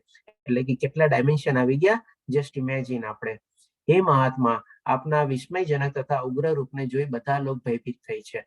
હું આટલું બધું આપણે ડિસ્ક્રિપ્શન એ પ્રમાણે એટલા માટે આપું છું કે જેથી કરીને આપણે એ પ્રમાણે ભગવાનનું જે વિશ્વરૂપ દર્શનનું જે અત્યારે છે એનું થોડું ઘણું આપણે એ પ્રમાણે લાભ લઈ શકીએ, કે ભાઈ આપણને પણ ઇમેજિન કરી શકીએ, કલ્પી શકીએ કે આ રીતે ભગવાન શ્રી કૃષ્ણે પોતાનું વિશ્વરૂપ દર્શન દેખાડ્યું હતું. પછી આવે કે છે 21મા શ્લોકમાં, દેવોના સમસ્ત સમૂહ આપના શરણે આવી રહ્યા છે અને આપનામાં પ્રવેશી રહ્યા છે. તેમનામાં કેટલાક ભયભીત થઈને હાથ જોડીને આપની પ્રાર્થના કરી રહ્યા છે. મહર્ષિઓ તથા સિદ્ધોના વૃંદો કલ્યાણ થાઓ એમ કહી વૈદિક મંત્રોના ગાન વડે આપની સ્તુતિ કરી રહ્યા છે. એટલે આ પ્રમાણે અર્જુન વર્ણવે છે કે બધા દેવી દેવતાઓ પણ આપના શરણે આવી રહ્યા છે અને આપની સ્તુતિ ગાઈ રહ્યા છે. જેમ આપણે કોઈ ક્યારેક શું છે બહુ મોટો ફેસ્ટિવલ હોય ને ત્યારે આપણે એક જુલુસ નીકળે અથવા તો એક રેલી ટાઈપનું નીકળે આપણે, અને રેલીમાં શું આપણે બધા આપણા નગારા અને આ ને તેને કંઈક ને કંઈક આપણે જય હો અથવા કલ્યાણ હો એવું કંઈક ને કંઈક આપણે બોલતા હોઈએ. તો આ રીતે જયારે વિશ્વરૂપનું દર્શન થાય છે ત્યારે બધા દેવી દેવતાઓને પણ એ પ્રમાણે એક આપણી આખી સરસ મજાની રેલી નીકળે છે અને એ લોકો પણ એવી રીતે ભગવાન શ્રી કૃષ્ણને નમન કરી હાથ જોડી અને આ પ્રમાણે નાદ કરે છે. હવે આપણે જોઈએ હજી 23મા શ્લોકમાં ભગવાન શ્રી કૃષ્ણ કહે છે, હે મહાભાવો, આપના અનેક મુખ, નેત્ર, બાહો, જાંઘો, ચરણ, ઉદર તથા ભયાનક દાંતો વાળા વિરાટ રૂપને જોઈને દેવતાગણ સહિત બધા લોકો અત્યંત વ્યથિત થયા છે અને તે જ પ્રમાણે હું પણ વ્યથિત થયો છું. હવે સાથે સાથે પોતાની કમ્પેરિઝન બી આપે છે કે આપણું આ જે વિશ્વરૂપ દર્શન જે છે ઓલરેડી પેલા સંજય પણ વર્ણવી દીધું કે આશ્ચર્યજનક છે, વિસ્મયજનક છે, મૂંઝાયેલો છે, બધું એ પ્રમાણે, અને પોતે પણ કીધું કે હવે થોડો ઘણો અહીંયા વ્યથિત થઈ રહ્યો છું, જે પ્રમાણે દેવી દેવતાઓ બી વ્યથિત થાય છે, કારણ કે એ લોકોએ પણ તો પહેલી વાર જોયું વિશ્વરૂપ દર્શન. એ લોકોએ પણ આની પહેલા કોઈ દી ક્યારેય જોયું નહોતું. એ પણ ભગવાન શ્રી કૃષ્ણ આપણને આગલા શ્લોકોમાં ક્લિયર કરશે. પછી 24મા શ્લોકમાં કહે છે, હે સર્વવ્યાપી વિષ્ણુ, નાના જ્યોતિર્મય રંગોથી યુક્ત આપને આકાશનો સ્પર્શ કરતા, એટલે કે ફરીથી કહે છે કે આકાશ સુધી આપણે સ્પર્શ કરો છો, ટચ કરો છો. મુખ ફેલાઈ તથા મોટી મોટી ચમકથી આંખો કાઢેલ જોતા ભયથી મારું મન વિચલિત છે ને હું તો ધૈર્ય ધારણ કરી શકું છું, ન તો હું ધૈર્ય ધારણ કરી શકું, ન તો માનસિક સંતુલન જાળવી શકું છું. એટલે કે હવે એની ધીરજ ખૂટી જાય છે અને એનું પેશન્સ બી વયું જાય છે અને માનસિક સ્ટેબિલિટી બી માટે કહે છે કે ભાઈ હવે હું મારી પોતાની ખોઈ રહ્યો છું. કારણ કે આવું પહેલી વાર જોયું અને આવું કોઈ દી સાંભળ્યું બી નહોતું, આવું કોઈ દી વર્ણવ્યું નહોતું, ક્યાંય નહોતું, અને એ રીતે પહેલી વાર જોવે તો ડેફિનેટલી ક્યારેક એ પ્રમાણે સરપ્રાઈઝ થાય અને આપણે પછી થોડી વાર આપણે પોતાનું પણ આપણે સંતુલન ખોઈ બેસીએ. હવે એ પ્રમાણે આગળ જોઈએ આપણે, જેમ આપણને એક દાખલો આપું, માની લો આપણે કોઈ હિલ સ્ટેશનમાં ગયા હોઈએ અને માની લો આપણે હિલમાં આપણે પહોંચી ગયા કે આમ કંઈક આપણે ત્યાં ટોપમાં ગયા. હવે ત્યાંથી આપણને આપણી ઊંડી વેલી દેખાય, ખીણ દેખાય, અને ત્યાંથી આમ આપણે ઉપરથી આમ નીચે નજર નાખીએ ને તો 1 સેકન્ડ કે 2 સેકન્ડ માટે આપણે જોઈએ ન જોઈએ ને ત્યાંથી આપણે તરત ગભરાઈ જઈએ, આપણને ડર લાગવા માંડે. આટલી ઊંડી ખાય, આટલું નીચું આપણે તરત ત્યાંથી ભાગવા માંડીએ કે ચાલો. અથવા તો કોઈ માની લો આપણે મોટો એવો બધો આપણે વોટરફોલ હોય, જેમ કે આપણે એક્ઝામ્પલ લઈએ આપણે ભારતનો ભાખરા નાંગલ ડેમ, આપણે કે જ્યારે આપણે ગયા હોઈએ ત્યારે એટલો મોટો પાણીનો પ્રવાહ અને બધું જે આપણે જોઈએ ને થોડીક ક્ષણો માટે આપણે ઉભા રહી શકીએ અને પછી છે ને આપણને પણ છે ને થોડુંક આપણે કાપવા માંડીએ કે ભાઈ હવે વધારે જોવાતું નથી મારથી, ચાલ હવે બસ બહુ થઈ ગયું, મન ધરાઈ ગયું, ચાલો આંખો ધરાઈ ગઈ, આવી રીતે જ. હવે પછી 26મા અને 27મા શ્લોકમાં કહે છે, ધૃતરાષ્ટ્રના બધા પુત્રો પોતાના સર્વ સહાયક રાજાઓ સહિત તથા ભીષ્મ, દ્રોણ, કર્ણ તેમજ અમારા મુખ્ય યોદ્ધાઓ પણ આપના વિકરાળ મુખોથી પ્રવેશી કરી રહ્યા છે. તેમાંના કેટલાકના મસ્તકો તો હું આપના દાંતોની વચ્ચે ચૂર્ણ થયેલા જોઈ રહ્યો છું. એટલે કે હવે અત્યાર સુધી જે આપણને અર્જુને વર્ણવ્યું ને એ આપણને એકચ્યુઅલ પોઝિશન જે હતી, ફેક્ટ હતી, એ બધું આપણને વર્ણવતો હતો. એટલે કે એક ટાઈપનું પ્રેઝન્ટ વર્ણવતો હતો આપણને. હવે અહીંયા છે ને અર્જુન ઇન ફ્યુચર બી વર્ણવે છે, એટલે કે ભવિષ્ય. કારણ કે ભગવાને શું કીધું એને કે ભૂતકાળ, વર્તમાન અને ભવિષ્ય તારે જે જોવું હોય તો આ એક જ સ્થાનમાં બધું જોઈ શકીશ. એટલે કે ડેફિનેટલી બધું પ્રેઝન્ટ ડિસ્ક્રાઇબ કર્યું અર્જુને પહેલા, હવે અર્જુન ભવિષ્ય ડિસ્ક્રાઇબ કરે છે અહીંયા. એટલે કે અર્જુને ભવિષ્ય બી જોયું હતું એ વિશ્વરૂપમાં દર્શનમાં, એ પણ એક જાતનું અહીંયા પ્રમાણ આપણી પાસે એસ્ટાબ્લિશ થાય છે. અને એ ભવિષ્યમાં શું જોવે છે તો કે ધૃતરાષ્ટ્રના બધા પુત્રો જે છે અહીંયા ભીષ્મ, દ્રોણ, કર્ણ એ બધા યોદ્ધાઓ મૃત્યુ પામેલા છે અને સાથે સાથે પોતાની સેનાના બી જે મોટા મોટા યોદ્ધા હતા, મહારથી હતા, એ પણ બધા મૃત્યુ પામેલા છે. અને હવે સિચ્યુએશન બી ડિસ્ક્રાઇબ કરે છે. ડેફિનેટલી ત્યારે મહાભારતના યુદ્ધ લડાવવાનું હતું, એટલે કે ભવિષ્યમાં યુદ્ધ બી લડાઈ ગયું છે, યુદ્ધ પૂરું થઈ ગયું છે અથવા માની લો પૂરું થવાની આણે છે અને આ રીતે બધા યોદ્ધાઓ મરી ગયા છે. હવે જ્યારે યુદ્ધમાં બધા લોકો યોદ્ધા હણાતા હોય તો આપણે સમજી શકીએ છીએ કે કોઈનું નેચરલી પ્રમાણે નહીં હશે, બધાને કોઈકને કોઈ બાણો વાગ્યા હશે, કોઈકનું ધડ કપાઈ ગયું હશે, કોઈ ઘાયલ થયા હશે, કોઈકનું લોહી નીકળતું હશે, કોઈકનું કંઈક બીજું કંઈક થતું હશે. એટલે કે અહીંયા એ પણ સિચ્યુએશન વર્ણવે છે કે તેમના કેટલાક મસ્તકો આપણા દાંતોની વચ્ચે ચૂર્ણ થયેલા, એટલે કે કન્ટિન્યુઅસલી કરીને આ બધી જે મૃતદેહો જે છે, બધા જે લોકો યોદ્ધાઓ મૃત્યુ પામ્યા છે, એ ભગવાન શ્રી કૃષ્ણના મુખોમાં એ પ્રમાણે એન્ટર થાય છે અને એન્ટર થવાની સિચ્યુએશનને બી વર્ણવે છે કે ભાઈ કોઈકના માથા કપાયેલા છે, કોઈકના હાથ પગ કપાયેલા છે, કોઈ ઘાયલ થયેલો છે, કોઈકને લોહીથી ઓલા થઈ ગયા છે. એ રીતે આપણે, કારણ કે ત્યારે કોઈ એમ નહોતું કે ભાઈ એમને ખાલી મરી ગયા, સરસ રીતે વયા ગયા, કંઈકને યુદ્ધ લડાતું હતું, તો ડેફિનેટલી આ બધા નહીં આવી સિચ્યુએશન અર્જુન વર્ણવે છે. હવે એની સાથે એક કમ્પેરિઝન બી આપે છે 28મા શ્લોકમાં કે જેવી રીતે નદીઓના અનેક નીર સમુદ્રમાં પ્રવેશ કરે છે, તેવી જ રીતે આ સર્વ મહાન યોદ્ધાઓના પણ આપના પ્રજ્વલિત મુખોમાં પ્રવેશ કરી રહ્યા છે. હવે જેમ જ્યારે આપણે નદી હોય ને, જ્યારે સાગરમાં મળવાની હોય ને, ત્યારે એનો જે ફોર્સ હોય ને એ થોડો વેગ છે ને વધી જાય. બે જગ્યાએ છે ને નદીનો વેગ નોર્મલી વધારે હોય, એક જ્યારે એનું ઉદ્ગમ સ્થાન હોય ત્યારે અને પછી જ્યારે સાગરમાં મળવાની હોય ત્યારે.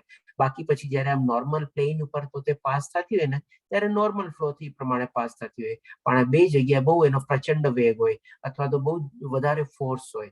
તો આ રીતે અર્જુન કમ્પેરિઝન આપે છે કે જેમ જ્યારે નદી સાગરમાં મળવાની હોય કેવો એનો વેગ હોય અથવા પ્રચંડ હોય, એવી રીતે આ યુદ્ધમાં જે બધા યોદ્ધાઓ મરેલા છે આટલા પ્રચંડ વેગથી આપના પ્રજ્વલિત મુખોમાં બધા પ્રવેશી રહ્યા છે. આ રીતે અર્જુન વર્ણવે છે. હવે એના પછી 31મા શ્લોકમાં અર્જુન પૂછે છે કે ભાઈ આટલું બધું વિકરાળ રૂપ ને આ બધું જે જોઉં છું અત્યારે મારી સામે જે દેખાય છે, મેં કોઈ દી કલ્પ્યું નહોતું, કોઈ બી વિચાર્યું નહોતું, કોઈ દી સાંભળ્યું નહોતું, પહેલી વાર જોઉં છું. તો એના મોઢામાંથી આમ વિસ્મયજનક વર્ડ નીકળી જાય કે ભાઈ આપ કોણ છો, આપ શું કામે આ મને દેખાડો છો અથવા તો શું આપ કરવા આવી રહ્યા છો. એવી રીતે અર્જુન ત્યારે પૂછે છે ભગવાન શ્રી કૃષ્ણને. ત્યારે 32મા શ્લોકમાં પછી ભગવાન શ્રી કૃષ્ણ કહે છે, પૂર્ણ પુરુષોત્તમ પરમેશ્વર બોલ્યા, હું સર્વ વિશ્વનો વિનાશ મહાવિનાશ કરનારો કાળ છું અને હું અહીં બધા માણસોનો નાશ કરવા આવ્યો છું. તમારા પાંડવો સિવાય બંને પક્ષોના તમામ યોદ્ધાઓ વિનાશ પામશે. ત્યારે એ અર્જુનના પ્રશ્નના રૂપમાં, એટલે કે જે પ્રમાણે પોતે વિહવળ થઈ ગયો હતો, પોતે ગભરાઈ ગયો હતો, ટેન્શનમાં હતો, મૂંઝાયેલો હતો, પોતાનું ભાન ભૂલી ગયો હતો, પોતાનું મેન્ટલ બેલેન્સ ભૂલી ગયો હતો અને એ પ્રમાણે વ્યથિત થયો હતો, ત્યારે પૂછે છે ભગવાનને શ્રી કૃષ્ણને. તો એના જવાબ રૂપે ભગવાન શ્રી કૃષ્ણ કહે છે કે હું અત્યારે કાળ બનીને આવેલો છું અને આ કાળ બનીને આવ્યો છું શું કામે, તો કે ભાઈ અહીંયા યુદ્ધમાં જે છે બધા લોકોનો વિનાશ થશે આપના પાંડવો સિવાય, અને કોઈ ગરણા ગાંઠા જેમ કે કોઈ કૃપાચાર્ય કેવા હતા એવા 2-4 જણા કોઈ બચશે, બાકી બધાનો વિનાશ થઈ જશે. તો હવે અહીંયા આપણને ખબર પડે છે, જેમ 4થા અધ્યાયમાં ભગવાન શ્રી કૃષ્ણે કીધું હતું ને, યદા યદા હિ ધર્મસ્ય વાળા 2 શ્લોકોમાં 6ઠો, 7મો અને 8મા શ્લોકમાં કે ભાઈ હું શું કામે આવું છું, કેવી રીતે આવું છું અને મારો પર્પસ શું છે, કે ભાઈ ધર્મની પુનઃસ્થાપના કરવા માટે અને દુષ્ટ લોકોનો નાશ કરવા માટે અને પોતાના ભક્તોનું રક્ષણ કરવા માટે. તો આ એક શ્લોકમાંથી આપણને બધી ચીજ ખબર પડી જાય છે કે ભગવાનનો પર્પસ શું હતો, ભગવાન શું કામે પ્રગટ થયા હતા, ભગવાન શું કામે અવતરિત થયા હતા. અહીંયા પોતે ત્યારે તો કે જ છે, આપણને સમજાવે છે, પણ ત્યારે આપણે જ્ઞાનના રૂપમાં જોઈએ છીએ આપણે. અને હવે જ્યારે પ્રેક્ટિકલી આપણે જ્યારે ફિલ્ડમાં ઉભેલા છીએ, આપણે મહાભારતના યુદ્ધ ભૂમિમાં છીએ અને યુદ્ધ ભૂમિમાં આપણે ભગવાન શ્રી કૃષ્ણનું આટલું આપણે વિશ્વરૂપ દર્શન નિહાળીએ છીએ અને આટલો મોટો વિનાશ સર્જાવાનો છે, એ રીતે પછી ભગવાન શ્રી કૃષ્ણ જે જવાબ આપે છે ત્યારે આપણને પછી એ શ્લોકની બધાની સાથે જો આપણે કનેક્ટ કરીએ તો કેટલું સરસ રીતે આપણને ક્લિયર થઈ જાય કે ભગવાન શ્રી કૃષ્ણ પણ એક ઉદ્દેશ લઈને પ્રમાણે આવ્યા હતા, દુષ્ટોનો નાશ કરવા માટે, ભક્તોનું એટલે કે અર્જુનને બધાના લોકોનું રક્ષણ કરવા માટે અને ધર્મની પુનઃસ્થાપના કરવા માટે. તો હવે આને છે ને આપણે પ્રેક્ટિકલ સેન્સમાં બી આજે લઈ લઈએ. અચ્છા, હા, આપણે જેમ રોબર્ટ હોપને આપણે કીધું ને, એ 12મા શ્લોકમાં જ્યારે કહે છે કે મને આનાથી પ્રેરણા મળી, પછી જ્યારે આવિષ્કાર ને બધું થઈ જાય છે ને ત્યારે ફરીથી એનો ઇન્ટરવ્યુ થાય છે કે ભાઈ તમને કેવું લાગે છે કે આ કેટલો મોટો વિનાશ સર્જી શકે. ત્યારે એ જ રોબર્ટ હોપને ફરીથી આ શ્લોકનો સંદર્ભ આપે છે કે જે આ પ્રમાણે શ્લોકમાં વર્ણવ્યું છે ને, એટલો મોટો વિનાશ આ એટમ બોમ્બ સર્જી શકે છે. એ પ્રમાણે છે. આપ એનો વિડીયો જોજો, આપણને બધું મળી જશે એમાં. હવે હા, આપણે પ્રેક્ટિકલ સંદર્ભમાં આપણે જોઈએ કે ભાઈ આજની તારીખમાં આપણે કેવી રીતે થઈ શકે આને કનેક્ટ આ શ્લોકને. કારણ કે આજની આપણે કલયુગમાં જીવીએ છીએ તો આપણે જોઈએ છીએ કે આવા ઘણા બધા એવા આપણી સામે ઘટનાઓ થાય છે. હવે તો આપણને હજી થોડાક દિવસ નથી થયા કે થોડોક ટાઈમ નથી થયો, કંઈક ને કંઈક એવી મોટી ઘટના આપણી સામે આવીને જ ઉભી રહે છે. હજી તો માંડ કોરોના કાળ પૈતો નથી પૈતો, એ હજી પાકી ખાતરી નથી આપણને, કંઈક ને કંઈક નવા વેરિયન્ટ આવે જ રાખે છે. પણ એની સાથે સાથે પાછું આ એક બીજું યુદ્ધ આવ્યું, એની વચ્ચે પાછું કંઈક વચ્ચે અફઘાનિસ્તાનનું થઈ ગયું, કોઈને પાછું ભૂલાઈ બી ગયું. એટલે કે આજની તારીખમાં આપણે જોઈએ ને તો આવો મોટો આપણે છે ને ઘણા બધા એવા બધા થયા રાખે છે. હવે બધા લોકોને શું છે, આપણી લોકોની એક પ્રતિક્રિયા હોય કે ભાઈ આ આમ ખોટું કરે છે, ઓલું આમ સાચું કરે છે, આ આમ થાય છે, ઓલું આમ થાય છે. આ બી કળિયુગ છે, આ બધું થવાનું જ છે આપણે. અને હવે જયારે આપણે આ શ્લોકના સંદર્ભમાં આપણે સમજીએ ને કે ભાઈ થોડું ઘણું આપણે એ પ્રમાણે જ્ઞાન કેળવીને આપણે આગળ વધીએ કે ભાઈ જે થાય છે ને બધું આપણે ભગવાનની મરજી પ્રમાણે થાય છે, એના વગર કાંઈ નથી થતું. તો આપણને છે ને થોડી ઘણી સાંત્વના મળે અથવા સંતોષ મળે. બાકી નહીં તો શું છે, જે પ્રમાણે અત્યારે મીડિયા છે, મીડિયા તો શું છે, એનો ધંધો જ છે એ પ્રમાણે કે કાંઈક ને કાંઈક એ પ્રમાણે એક જણ આ બાજુ બોલે, એક જણ ઓલું બાજુ બોલે, એક આમ બોલે, એક બીજું આમ બોલે, પોતપોતાનો ધંધો ચલાવવા માટે કંઈક ને કંઈક ચાલતું જ હોય છે. પણ આપણે જો શાંતિથી આપણે સરસ રીતે કરીએ કે ભાઈ ઓકે, ચાલો જે થાય છે ને બધું એ પ્રમાણે ભગવાનની મરજી પ્રમાણે થાય છે, તો આપણને પણ શાંતિ મળે અને બીજાને પણ છે ને આપણે શાંતિ મળી આપી શકીએ. કારણ કે નહીં તો પછી આ ટાઈમમાં આપણને આપણે કહીએ ને કે ભાઈ સ્ટ્રેસ, ટેન્શન, ડિપ્રેશન એ બધામાંથી પાર નીકળવું બહુ જ મુશ્કેલ છે. એટલે આપણે આ બધી ચીજ છે નાની નાની આપણે જો લર્નિંગ લઈએ આપણી લાઈફમાં અને એને થોડું ઘણું ઇમ્પ્લિમેન્ટ કરવાનું કોશિશ કરીએ ને તો પણ આપણને ઘણો બધો આપણને લાભ થઈ શકે એમ છે. એનીવે આ બહુ ડીપ ટોપિક છે, આપણે આગળ વધીએ.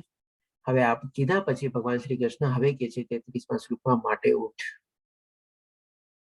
ભાઈ, યુદ્ધ કરવા કટિબદ્ધ થા અને યશ અર્જિત કર. તારા શત્રુઓને જીતીને સમૃદ્ધ રાજ્ય ભોગવ.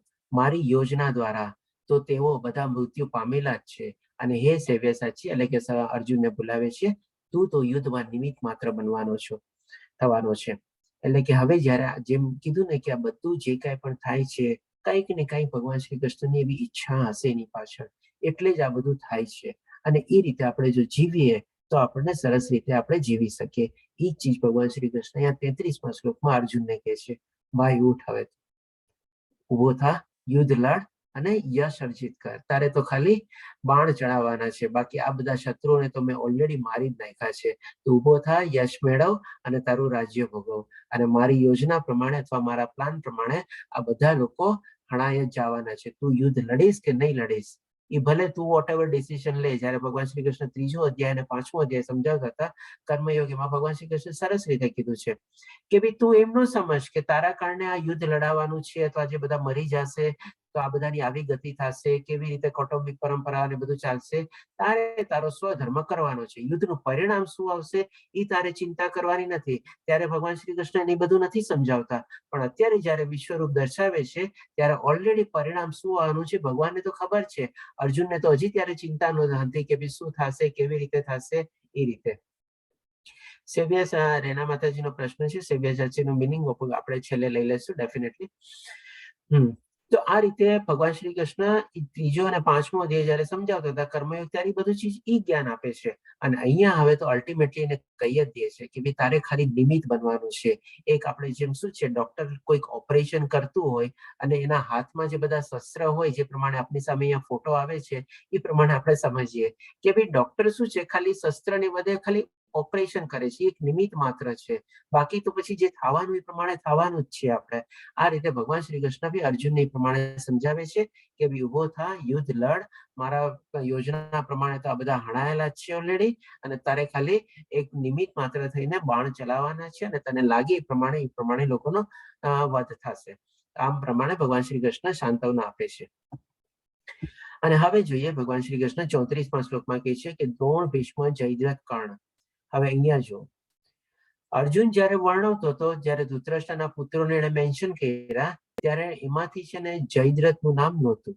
એમાં 3 નામ હતા, દ્રોણ, ભીષ્મ અને કર્ણ. અને અમારા બધા યોદ્ધાને હું હણાયેલા જોઉં છું અને આપના મુખમાં પ્રવેશી રહ્યા છે. અહીંયા ભગવાન શ્રી કૃષ્ણે જયદ્રથનું નામ બી એડ કર્યું. અને આપણે જાણીએ છીએ કે જયદ્રથ અભિમન્યુના વધ માટે કેટલું મોટું કારણ બનેલો હતો. એટલા માટે ભગવાન શ્રી કૃષ્ણ અહીંયા એને એ બી દેખાડશે, કદાચ હોઈ શકે અર્જુને ન જોયું હોય અભિમન્યુનો વધ, કારણ કે એટલું બધું વિશાળ હતું, કેટલું બધું જોવે, કંઈક ને કંઈક તો મિસ થવાનું જ છે. એટલા માટે અહીંયા ભગવાન શ્રી કૃષ્ણ જયદ્રથનું બી નામ એડ કરી દે છે, જે અભિમન્યુના વધનું મેઇન કારણ હતા. અને સાથે કહે છે તથા અન્ય મહાન યોદ્ધાઓ પહેલાથી જ મારા વડે હણાઈ ચુક્યા છે. કેટલું પરફેક્ટ રીતે ભગવાન શ્રી કૃષ્ણ બધું વર્ણવેલું છે. એટલે કે આ રીતે જે જોયું એમાં સાથે જયદ્રથનું નામ એડ કરીને કહે છે આ બધા યોદ્ધાઓ મારા વડે ઓલરેડી હણાઈ ચુક્યા છે, માટે તું તેમનો વધ કર અને લેશ માત્ર વ્યથિત થઈશ નહીં, માત્ર યુદ્ધ કર અને યુદ્ધમાં તું તારા શત્રુઓને પરાસ્ત કર. એટલે અહીંયા ભગવાન શ્રી કૃષ્ણ પેલા હંમેશા દરેક જગ્યાએ તમે જોજો જ્યાં જ્યાં ભગવાન શ્રી કૃષ્ણએ શું કીધું છે કે ઉભો થા, યુદ્ધ કર. જયારે 3જો અધ્યાય, 5મો અધ્યાય ને બધું જયારે સમજાવતા હતા ત્યારે ભગવાન શ્રી કૃષ્ણ એટલા જ વર્ણો વાપર્યા છે કે યુદ્ધ કર અથવા તારું યુદ્ધ લડ, એવી રીતે. એનાથી આગળ નથી વાપર્યા. અને અહીંયા હવે આગળ એડ કરે છે અને યુદ્ધમાં તું તારા શત્રુઓને પરાસ્ત કર. એટલે કે ઇનડાયરેક્ટલી એને હિન્ટ આપે છે કે ભાઈ તારી જીત નિશ્ચિત જ છે. ઓલરેડી આગલા શ્લોકોમાં કહી દીધું, અહીંયા ફરીથી એને આપણે સમજાવીને કહે છે કે ભાઈ તારા શત્રુઓને પરાસ્ત કર. એટલે કે હવે રિઝલ્ટ બી અર્જુનને કહી દે છે. પછી હવે ભગવાન સંજય કહે છે, એટલે કે આ રીતે હવે ભગવાન શ્રી કૃષ્ણ પેલા સંજય વર્ણવ્યું, પછી અર્જુનની સ્તુતિ સાંભળી, અર્જુનનું શું શું વર્ણન સાંભળ્યું, અર્જુને પ્રશ્ન કર્યો, ભગવાન શ્રી કૃષ્ણનો જવાબ આપ્યો. જવાબ આપીને હવે સંજય પાછો કહે છે, આખી સિક્વન્સ જો સરસ મજાની છે. આપણે સંજય કહે છે ધૃતરાષ્ટ્રને કહ્યું, હે રાજા, પૂર્ણ પુરુષોત્તમ પરમેશ્વરના મુખેથી આ વચનો સાંભળ્યા પછી ધ્રુજી રહેલા અર્જુને તેમને હાથ જોડી વારંવાર નમસ્કાર કર્યા અને ડરતા ડરતા ભગવાન શ્રી કૃષ્ણને ગદગદ કંઠે આ પ્રમાણે કહ્યું. એટલે કે હજી અર્જુન થોડો ઘણો ગભરાયેલો છે અને એ પ્રમાણે ગદગદ કંઠે હજી સ્તુતિ એની આગળ ચલાવે છે. અર્જુને કહ્યું, એટલે કે હજી હવે સંજય કહે છે, હવે અર્જુન જે કહે છે, અર્જુન સંજય સાંભળીને ધૃતરાષ્ટ્રને કહે છે. અર્જુને કહ્યું, હે ઋષિકેશ, આપના નામના શ્રવણથી જગત હર્ષ પામે છે. હવે અહીંયા એક આપણે સરસ મજાની આપણા માટે લર્નિંગ લઈ લઈએ. આપણે હરે કૃષ્ણનો મહામંત્ર કરીએ છીએ અને મારા ખ્યાલથી આ બધા પણ હવે શરૂ કરી દીધો હશે, જો કોઈ નહીં કરતા હશો તો. અને જે લોકો કરતા હશો એ લોકો પણ એની સંખ્યા વધારવાનો કદાચ નિર્ણય અથવા સંકલ્પ લઈ લીધો હશે, એ પ્રમાણે આપની પ્રગતિ થતી હશે. અહીંયા શું કે છે કે હે ઋષિકેશ, એટલે ભગવાન શ્રી કૃષ્ણ આપણા નામના શ્રવણથી જગત હર્ષ પામે છે. એટલે કે એ ટાઈમમાં બી જો સંજય સાંભળીને જે અર્જુન કહે છે ભગવાન શ્રી કૃષ્ણને, અને સંજય સાંભળી છે ને ધૃતરાષ્ટ્રને કહે છે કે ભાઈ આપના નામના શ્રવણથી, એટલે કે આપણું જે નામ જ આપણે લઈએ તો પણ શું છે જગત આખું. અહીંયા તો હવે શું છે આખું જગત કહે છે, એમ તો નથી કહેતા કે ભાઈ અર્જુન સરને ખુશી થાય છે કે આવી રીતે આમ ખુશી થાય છે. બધાને નામના શ્રવણથી જગત હર્ષ પામે છે. તો હવે આપણે વિચારો, સંજયે કીધેલું હોય કે ભાઈ આપનો જે મહામંત્રનો જો આપણે જપ કરીએ આખું જગત હર્ષ પામતું, અને એટલા વર્ષો પહેલા આજની તારીખમાં આપણે જો મહામંત્ર જપ કરીએ તો આપણને કેટલો આનંદ મળતો હશે, કેટલું સુખ મળતું હશે, કેટલું શાંતિ મળતી હશે, કેટલો સંતોષ મળતો હશે. તો હજી પણ જો કોઈએ શરૂ ન કર્યું હોય આપણે મહામંત્ર જાપ કરવાનું, તો ફરીથી એમને વિનંતી કે પ્લીઝ શરૂ કરી દો. હવે તો તમે અહીંયા સાંભળી બી શકો છો, સંજય અને અર્જુન બધા જ કહે છે કે આખું જગત ખાલી નામના શ્રવણથી જગત હર્ષ પામે છે. તો પછી આપણે શું કામે બાકાત રહીએ, આપણે શું કામે વંચિત રહીએ? હજી શું આપણને રોકે છે આપણે મહામંત્રનો જાપ કરવામાં? હરે કૃષ્ણ કૃષ્ણ કૃષ્ણ હરે હરે, હરે રામ રામ રામ હરે હરે. દિવસની એક માળા તો શરૂ કરી દી. અને જો વધારે કરવાનો સંકલ્પ આગળ વધારો તો ડેફિનેટલી એમાં પણ આપણે સફળતા મળવાની જ છે. અને એ રીતે બધા લોકો આપના પ્રત્યે અનુરક્ત થાય છે ડેફિનેટલી. હવે આપણે જો આગળનું રિઝલ્ટ છે, આપણે હજી માની લ્યો ભક્તિમાં આપણે 9 પ્રવર્તાયા છે, તો એક માળાનો જો જયારે કરશું ને, આપણે શરૂઆત કરશું ને, ઓટોમેટિકલી આપણી છે ને ભક્તિ આસ્તે આસ્તે આગળ વધવા મળશે. એ પણ તો અહીંયા કહે છે. અને એ રીતે એટલે કે કેવી રીતે, તો કે ભાઈ આપના નામના શ્રવણથી. આ બધા લોકો જગત કે છે ને, આ બધા લોકો કે છે આપના પ્રતિ અનુરુક્ત થાય છે, એટલે કે આપના પ્રતિ એટ્રેક્ટ થાય છે, અથવા આપના લાભાર્થો કે લાભ લેવા માટે આપની પાસે આવવાની, આપના જિજ્ઞાસા મેળવવી, આપના મારામાં જ્ઞાન મેળવવાની કોશિશ કરે છે. પછી કે છે જો કે સિદ્ધ પુરુષ આપને સાદર નમસ્કાર કરી રહ્યા છે, પરંતુ અસુર ગણ ભયભીત છે. જો આવ્યું ને અસુર, કીધું હતું ને આપણે કે થોડા ઘણા અસુર લોકોએ પણ જોયું હતું આપણે એ પ્રમાણે ભગવાનનું વિશ્વરૂપ દર્શન, એ જ અહીંયા આવી જાય છે. બાકી બધું આપણે દેવી દેવતા, હનુમાનજી, આપણે સંજય, બધું આપણે સાંભળી લીધું. પણ અહીંયા જો શું કે છે સંજય, અને પણ અર્જુન કે છે, અર્જુન ભગવાન શ્રી કૃષ્ણને કે છે કે અસુર લોકો પણ ભયભીત થયા છે. એટલે એ લોકોએ પણ તો જોયું હશે ને, કોણ અસુર હશે આપણે ડિટેલમાં નથી જતા અત્યારે, પણ અસુર લોકોએ બી કોઈ કઈ જોયેલું હશે ને, એ પ્રમાણે લોકો ભયભીત થયા છે અને તેઓ ચારે તરફ ભાગી રહ્યા છે. એ યોગ્ય થયું છે. હવે આના સંદર્ભમાં બી એક આપણે દાખલો લઈએ કે માની લો અસુર એટલે કે ડેફિનેટલી કંઈક એવી ખોટી પ્રવૃત્તિ કે કંઈક એવું નેગેટિવ કર્મ કે એવું કંઈક કર્યું હશે. હવે જયારે માની લો એવા કોઈક આપણે એક્ઝામ્પલ લઈએ કે ભાઈ માની લો ખોટા માણસો છે, ચોર ચક્કા કે એવું કોઈક માણસ છે. હવે જયારે એની પાસે કોઈ સાચો માણસ આવીને ઉભો રહી જાય, પાવરફુલ માણસ આવીને ઉભો રહી જાય, તો આ જે બધા ખોટા માણસો હોય આજની તારીખમાં આપણે નથી જોતા, આમ તેમ ગે ફે એમ કરવા લાગે, કંઈક ને કંઈક કરીને લોકો ત્યાંથી છટકવા માંગતા હોય, એવી રીતે કરવા માંગતા હોય.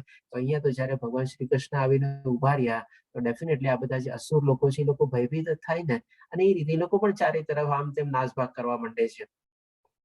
આપણે એક રીતે કહી શકીએ કે આપણે કોઈનું નામ ન લઈએ, પણ આપણે જે પ્રમાણે પોલિટિકલ સિચ્યુએશન છે આપણે ભારતમાં, એક પાવરફુલ માણસ બધાની સામે લડી રહ્યો છે, ત્યારે આ બધા લોકો જે બધા છે શું છે, આમ તેમ નાસભાગ કરી રહ્યા છે અને કંઈક ને કંઈક મંતવ્ય આપી રહ્યા છે, કંઈક ને કંઈક ગઠબંધન બનાવે છે એ પ્રમાણે છે. કારણ કે એની સામે એક એકદમ તટસ્થ માણસ અત્યારે ઉભો છે, જે પ્રમાણે ભગવાન શ્રી કૃષ્ણ ઉભા છે એ પ્રમાણે અત્યારે બધા અસુર ને લોકો ભયભીત થયા છે અને ભાગી રહ્યા છે. પછી 37માં શ્લોકમાં કહે છે, હે મહાત્મા, આપ બ્રહ્માથી પણ શ્રેષ્ઠ છો, આપ આદિ શ્રેષ્ઠતા છો, તો પછી તેઓ આપને સાદર પ્રમાણ કેમ ન કરે? હે આનંદ, હે દેવેશ, હે જગન્નવાસ, આ પરમ સ્ત્રોત, અક્ષર કારણોના કારણ તથા ભૌતિક જગતથી પરે છો. એટલે કે પ્રમાણે જે બધા દેવી દેવતાઓ નમસ્કાર કરી રહ્યા હતા એનું કારણ બી કે છે કે આપ આટલા મહાન છો, એટલા માટે લોકો આપને નમસ્કાર કરે છે, ને એ બધાનો સ્ત્રોત બી આપ પોતે જ છો. 38માં શ્લોકમાં કહે છે, આપ આદિદેવ, સનાતન પુરુષ તથા દ્રશ્ય જગતના પરમ આશ્રય છો, આપ જ બધું જાણવા વાળા છો અને આપ જ તે બધું જ છો. આપ ભૌતિક ગુણોથી પર પરમ આશ્રય છો.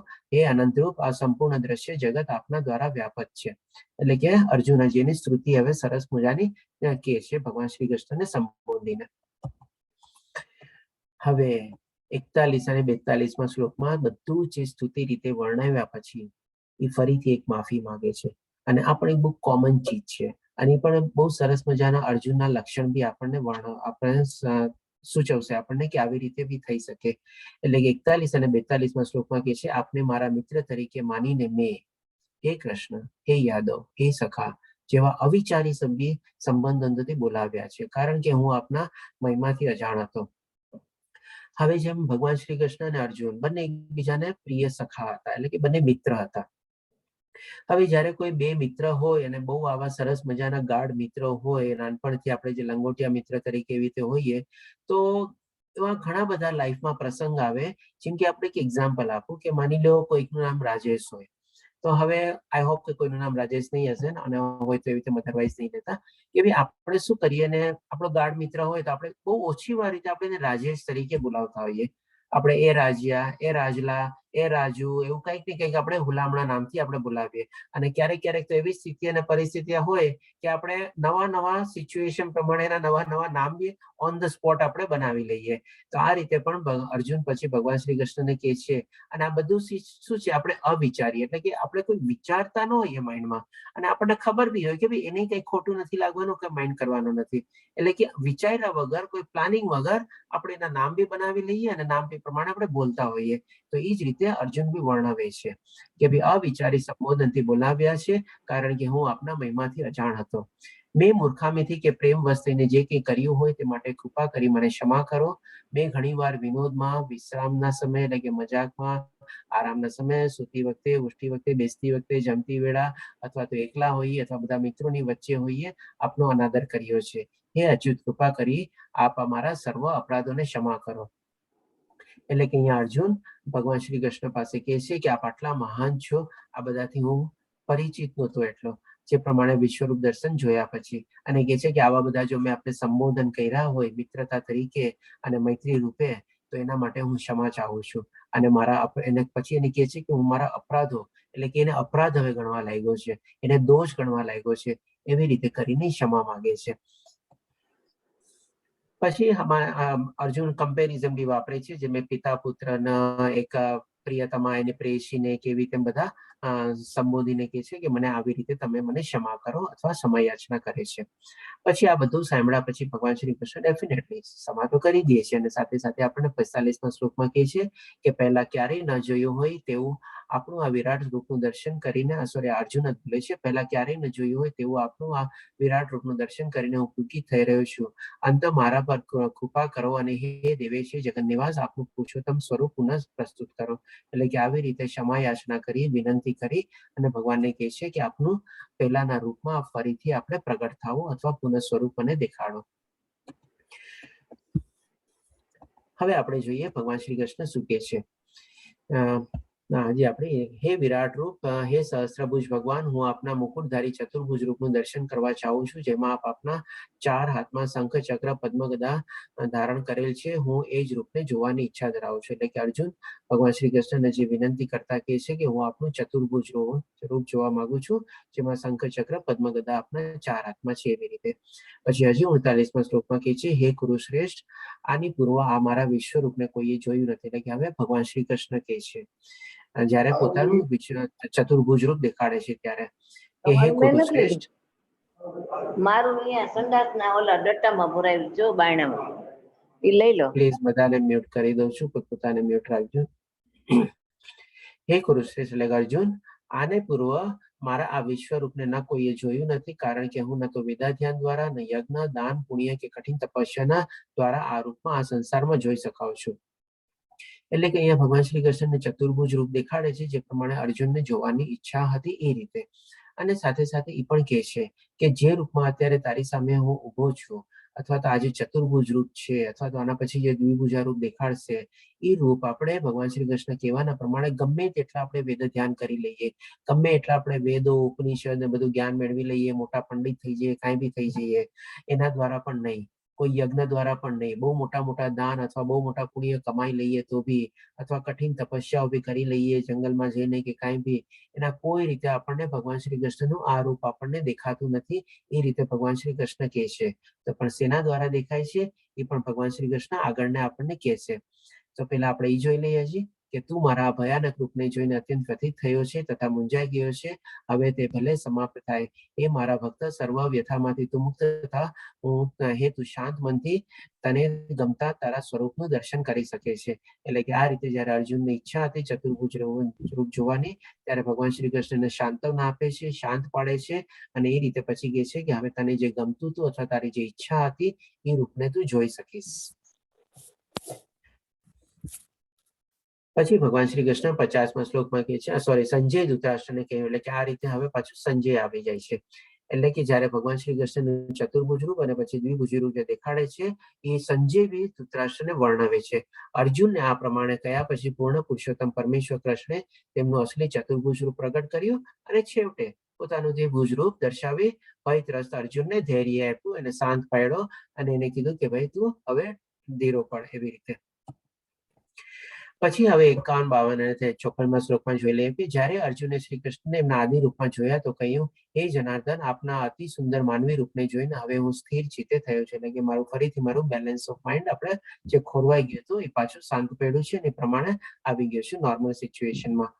અને મેં મારી પ્રાકૃત અવસ્થા પ્રાપ્ત કરી છે. એટલે કે નોર્મલ સિચ્યુએશન જે હતી ફરીથી મેં પારી પ્રાપ્ત કરી લીધી છે. જ્યારે ભગવાન કૃષ્ણ કહે છે કે ભાઈ મારે બેલેન્સ ઓફ માઇન્ડ અત્યારે ખોરવાઈ ગયું છે અને વ્યતીત થયું છે એના રૂપે. પછી 52મા શ્લોકમાં કહે છે, પૂર્ણ પુરુષોત્તમ પરમેશ્વરે કહ્યું, ભગવાન શ્રી કૃષ્ણ કહ્યું, હે અર્જુન, તો અત્યારે મારા રૂપને જોઈ રહ્યો છું, તેના દર્શન અતિ દુર્લભ છે. દેવો પણ આ તે પ્રિય રૂપના દર્શન કરવાનો અવસર સદૈવ શોધતા હોય છે. એટલે કે દેવી દેવતાઓ પણ આવા ભગવાન શ્રી કૃષ્ણના દ્વિભુજા રૂપ અને ચતુર્ભુજને જોવા માટે તત્પર હોય છે. 54મા શ્લોકમાં કહે છે, હે અર્જુન, મારા અનન્ય ભક્તિ દ્વારા જ મને મૂળ રૂપમાં જાણી શકાય છે. એટલે કે પેલા આપણે જાણી ગયા હતા કે ગમે તેટલું વેદ ધ્યાન કરો, તપ દાન પુણ્ય બંને કરો, પણ એ રીતે આપણે નથી જોઈ શકતા. એનું સોલ્યુશન ભગવાન શ્રી કૃષ્ણ અહીંયા બતાવે છે 54મા શ્લોકમાં. એ અર્જુન માત્ર અનન્ય ભક્તિ દ્વારા જ, એટલે કે ફક્ત અને ફક્ત ભગવાનની ભક્તિ દ્વારા જ મને મૂળ રૂપમાં જાણી શકાય છે કે જે રૂપમાં હું તારી સામે ઉભો છું. અને એ જ રીતે મારું પ્રત્યક્ષ દર્શન પણ કરી શકાય છે. કેવળ આ જ રીતે તું મારા વિશેના જ્ઞાનના રહસ્યોને પામી શકીશ. આ શ્લોકને આપણે ફરીથી એકવાર લઈ લઈએ. આપણે આ રીતે 54મો શ્લોક ઈ જ છે. એટલે કે આપણે આ રીતે ભગવાનનું આપણે ધ્યાન ધરવાનું છે, ચિંતન કરવાનું છે, ભગવાનની આપણે પ્રાર્થના કરવાની છે, ભગવાનની સ્તુતિ કરવાની છે. સરસ રીતે મજાના દ્વિભુજા રૂપમાં હાથમાં બાંસુરી અથવા આવી રીતે કોઈ ગાયોને ચરાવતા જે લાકડી હોય છે એમના એવી રીતે લાકડી, મોરપીંછ, આપણે એક પગ આપણે ક્રોસ રીતે કરેલો, જમણો પગ ડાબા પગ ઉપર રીતે ચડાવેલો, ગળામાં આ રીતે માળા અને આવા રીતે વસ્ત્ર ધારણ કરેલા અને આવા શરીર રૂપે આપણે ભગવાનને જોવાના છે અથવા દર્શન કરવાના છે અથવા સ્તુતિ કરવાની છે, પ્રાર્થના કરવાની છે, અર્ચના કરવાની છે. અને આવી જ રીતે જો ભક્તિમાં આપણે પ્રવૃત્ત થશું તો આપણે ભગવાનના જ્ઞાનને પણ આપણે એમના જે રહસ્યો જે છે બધા જે ભગવાન શ્રી કૃષ્ણ આપણને 7મા 9મા બધા અધ્યાયમાં આપણને સમજાવ્યું એ રીતે આપણે સમજી શકશું. આપણે હવે પછી છેલ્લો શ્લોક આવે છે. ભગવાન શ્રી કૃષ્ણ કહે છે, હે પ્રિય અર્જુન, સકામ કર્મ તથા માનસિક તર્ક વિતરના સંસર્ગોથી રહિત થઈને જે મારી શુદ્ધ ભક્તિમાં પરાયણ રહે છે, જે મારા માટે જ કર્મ કરે છે, જે મને જીવનનું પરમ ધ્યેય માને છે અને જે જીવ માત્રમાં પ્રીતિ મૈત્રી ભાવ રાખે છે તે નક્કી મને પામે છે. એટલે કે અહીંયા ભગવાન શ્રી કૃષ્ણ આપણને 4 ચીજ વર્ણવે છે કે આવી રીતે જો ભગવાનની ભક્તિ ભાવ આપણે કેળવીએ, ભગવાનના પ્રત્યે આપણે પ્રેમ કેળવીએ, ભગવાનના પ્રત્યે આપણે લાગણી કેળવીએ, આવી રીતે ભગવાનનો આપણે અનુરક્ત થઈએ તો ડેફિનેટલી આપણે પામીએ છીએ.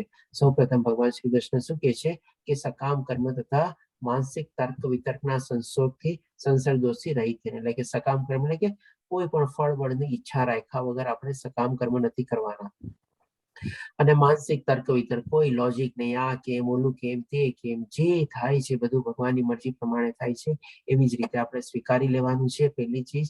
પછી બીજી ચીજ જે છે કે મારી શુદ્ધ ભક્તિમાં પરાયણ થવાનું છે, એટલે કે ભગવાનની આપણે કન્ટિન્યુઅસલી ભક્તિ જ કરી રાખવાની છે, ભગવાનનું ચિંતન કરી રાખવાનું છે. ત્રીજી ચીજ જે મારા માટે જ કર્મ કરે છે, એટલે કે ભગવાન શ્રી કૃષ્ણ આપણને નિષ્કામ કર્મ કરવાનું કહે છે અથવા તો ભગવાનના કાર્યમાં પ્રવૃત્ત થવાનું આપણને કહે છે. અને ચોથું ચીજ તો કે ભાઈ મને જીવનનું પરમ ધ્યેય માને છે. એમ નહીં કે ભાઈ મારું આ પ્લાનિંગ કરવાનું છે, ઓલું પ્લાનિંગ કરવાનું છે, આ વિલ બનાવવાનું છે, ઓલું વિલ બનાવવાનું છે, એ બધું નહીં, પણ ભગવાનની પ્રાપ્તિ એ જ આપણા જીવનનું એકમાત્ર લક્ષ્ય. એટલે કે 4 ચીજ ભગવાન શ્રી કૃષ્ણ વર્ણવે છે. જો આવી રીતે આપણે કરીએ અને લાસ્ટમાં જે કહે છે કે બધા પ્રત્યે મૈત્રી ભાવ અથવા તો પ્રેમ ભાવ બધામાં આપણે એક જ આત્માના દર્શન કરવાના છે. આપણે આ રીતે જો કરીએ તો ડેફિનેટલી આપણે ભગવાનને પ્રાપ્ત કરી શકીએ. તો અહીં આપણે આપણો 11મો અધ્યાય પૂરો થાય છે.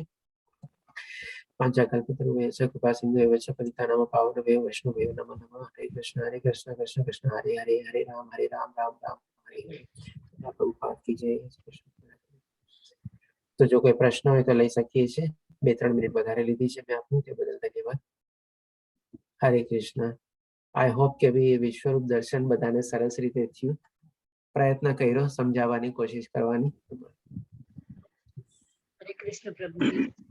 હરે કૃષ્ણ પ્રભુજી. હરે કૃષ્ણ પ્રભુજી. કોઈ પ્રશ્ન?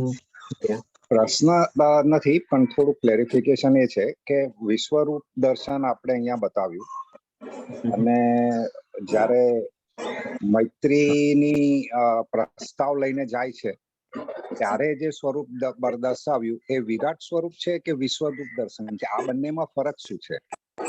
એ વિરાટ સ્વરૂપ છે. અને જ્યારે કૃષ્ણ ભગવાન જન્મ લેવાના હતા ત્યારે દેવકી માતાજીને આગલે દિવસે પ્રત્યક્ષ રૂપે પ્રકટ થઈને જે દર્શન આપ્યું એ કયું હતું? એ ચતુર્ભુજ. ફરક શું છે? જો સૌથી પહેલા તો આપણે જાણી લઈએ કે આ ક્યાં દર્શન આપ્યા હતા. એ પ્રમાણે જે દેવકી માતાને દર્શન આપ્યા હતા સૌપ્રથમ વસુદેવજીના હૃદયમાં પ્રગટ થાય છે, પછી દેવકી માતાજીના હૃદયમાં પ્રગટ થાય છે, પછી એમના ગર્ભમાં થાય છે અને પછી પોતે બહાર અવતરિત થાય છે.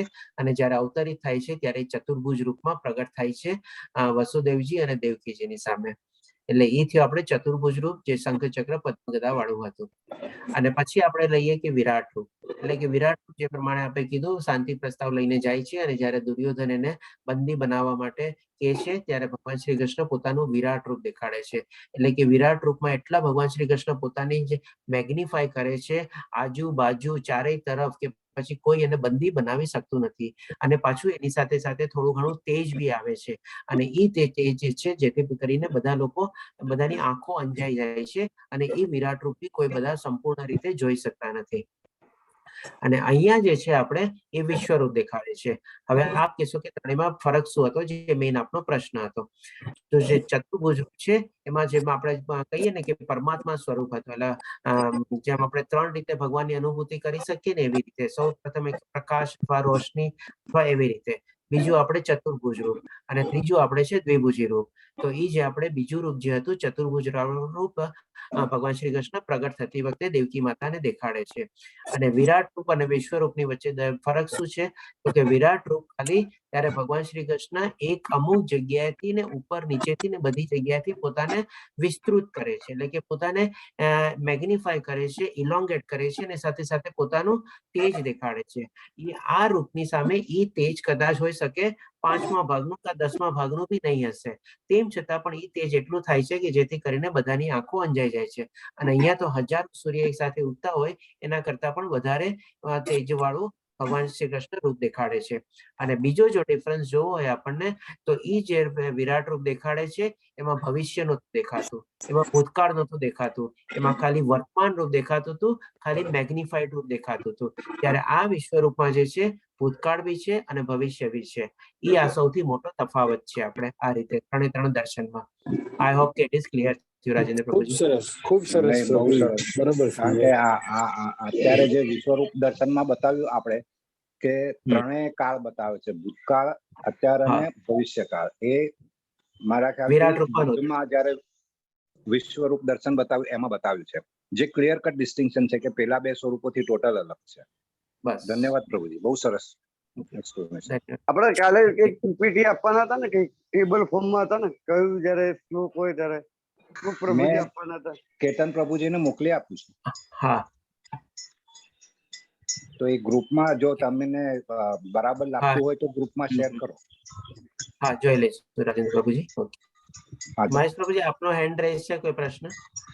પ્રભુજી, મારા 2 પ્રશ્નો છે. એક પ્રશ્ન એવો છે કે યુદ્ધ ભૂમિમાં વિશ્વ દર્શન વખતે ઘવાયેલા મૃત્યુ પામેલા યોદ્ધાને કૃષ્ણ ભગવાન જોવે છે, બરાબર? આ કેવી રીતે શક્ય બન્યું? એનો અર્થ એ થયો કે વિશ્વ દર્શન વખતે ભવિષ્યનું દ્રશ્ય પણ જોઈ શકે છે, ને હું કાળ તરીકે આવ્યો છું અને તમે પાંડવો સિવાય બધાનો વિનાશ થઈ જશે. એનો અર્થ એમ થયો કે અર્જુનને પહેલેથી જ ખબર પડી ગઈ હતી કે પરિણામ શું આવશે યુદ્ધનું. હા, ભગવાન શ્રી કૃષ્ણ પોતે જ કીધું કે તું જો ભીષ્મ, કર્ણ, દ્રોણ બધા મરી ગયા છે, જયદ્રથ નું બી નામ લે છે. હા, બરોબર છે. એ તો પછી યુદ્ધ કરવાનો કોઈ અર્જુનના પક્ષે ચારમાં જ રહેતો નહીં હોય ને, જો નિમિત્ત માત્ર. એ તો આપણે પૂછવું પડે છે. બીજો પ્રશ્ન એવો છે કે જો યુદ્ધ અર્જુન જાણ્યા પછી યુદ્ધ કરે છે અને એ નિમિત્ત માત્ર જ હોય, તો એનો અર્થ એવો થયો કે યુદ્ધ પછી અર્જુનને પ્રાપ્ત જે કંઈ થયું તે ખરેખર તેના કર્મનો ભાગ ન હતો. સાચી વાત છે? એકદમ સાચી વાત છે તમારે. ભાગવતમ વાંચજો, એમાં તમારે પેલા ઓલામાં જ છે. 1 મિનિટ, જો મને કદાચ ગોતવા દો, જો મળી જાય ને તો કદાચ આપણે ભાગવતમનો એ શ્લોક બી આપણે વંચાવી દો.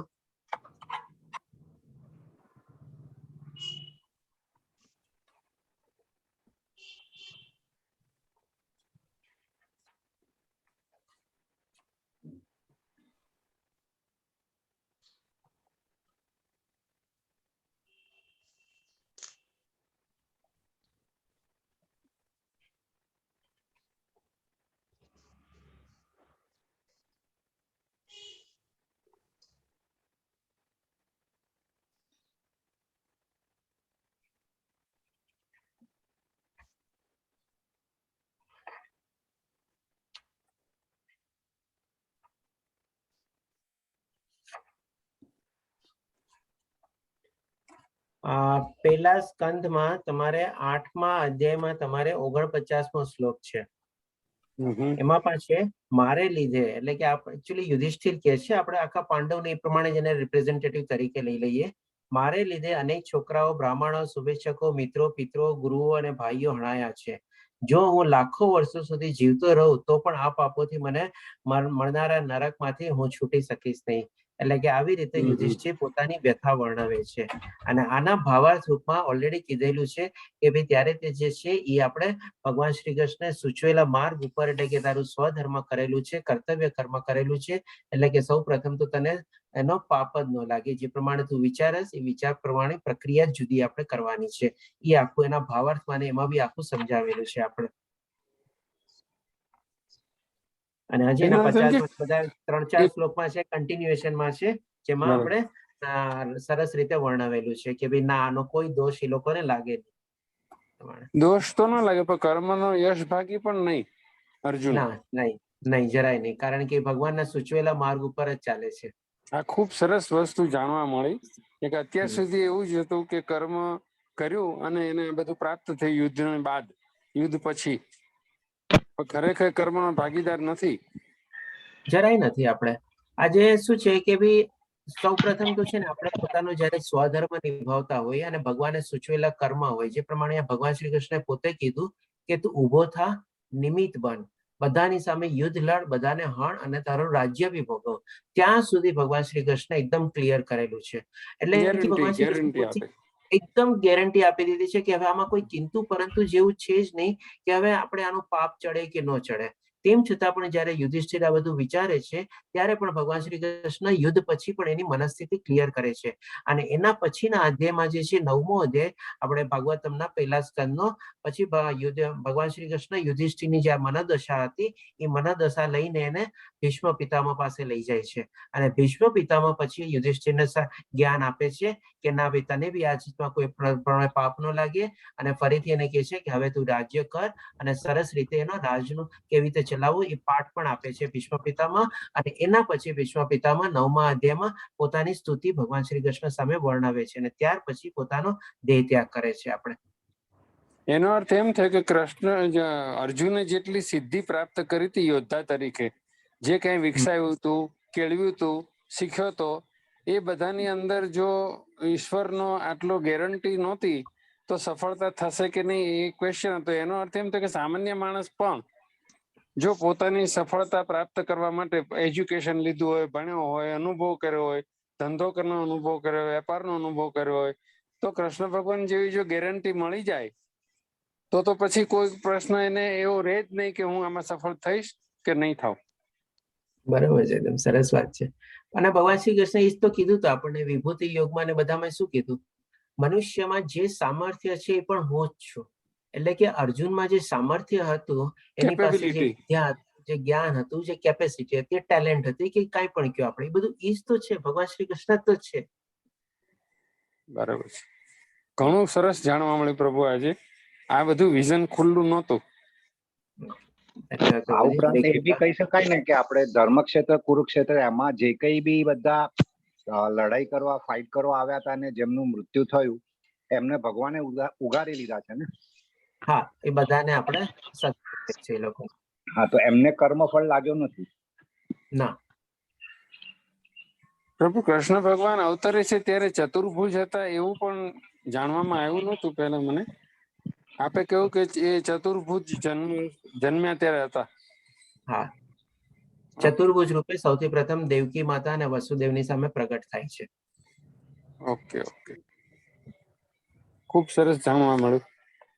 ધન્યવાદ પ્રભુજી. ઓકે, હરે કૃષ્ણ. માલતીજી આપનો હેન્ડ રેઝ છે, પૂછી શકો છો. હા, હરે કૃષ્ણ પ્રભુજી. હરે કૃષ્ણ માતાજી. મારે 9મા અધ્યાયમાં હું ક્વિઝ સોલ્વ કરતી હતી ને, એમાં એક પ્રશ્નનો મને નથી એમાં સમજાતું કઈ, કે 9મા અધ્યાયને સૌથી ગૃહ્ય જ્ઞાન કહેવામાં આવ્યું છે. હા, તો એનું શું મીનિંગ થાય છે ને મને સમજાતું નથી. આપણને 4 ઓપ્શન આપ્યા છે ને એમાંથી કઈ. શું ઓપ્શન આપ્યા બોલો? એક તો બ્રહ્મ જ્યોતિમાં ભળી જવું, પછી બીજું અને મુક્તિ મેળવવી, બીજું છે જીવાત્મા એ આત્મા છે, અને એક મિનિટ હું બીજા,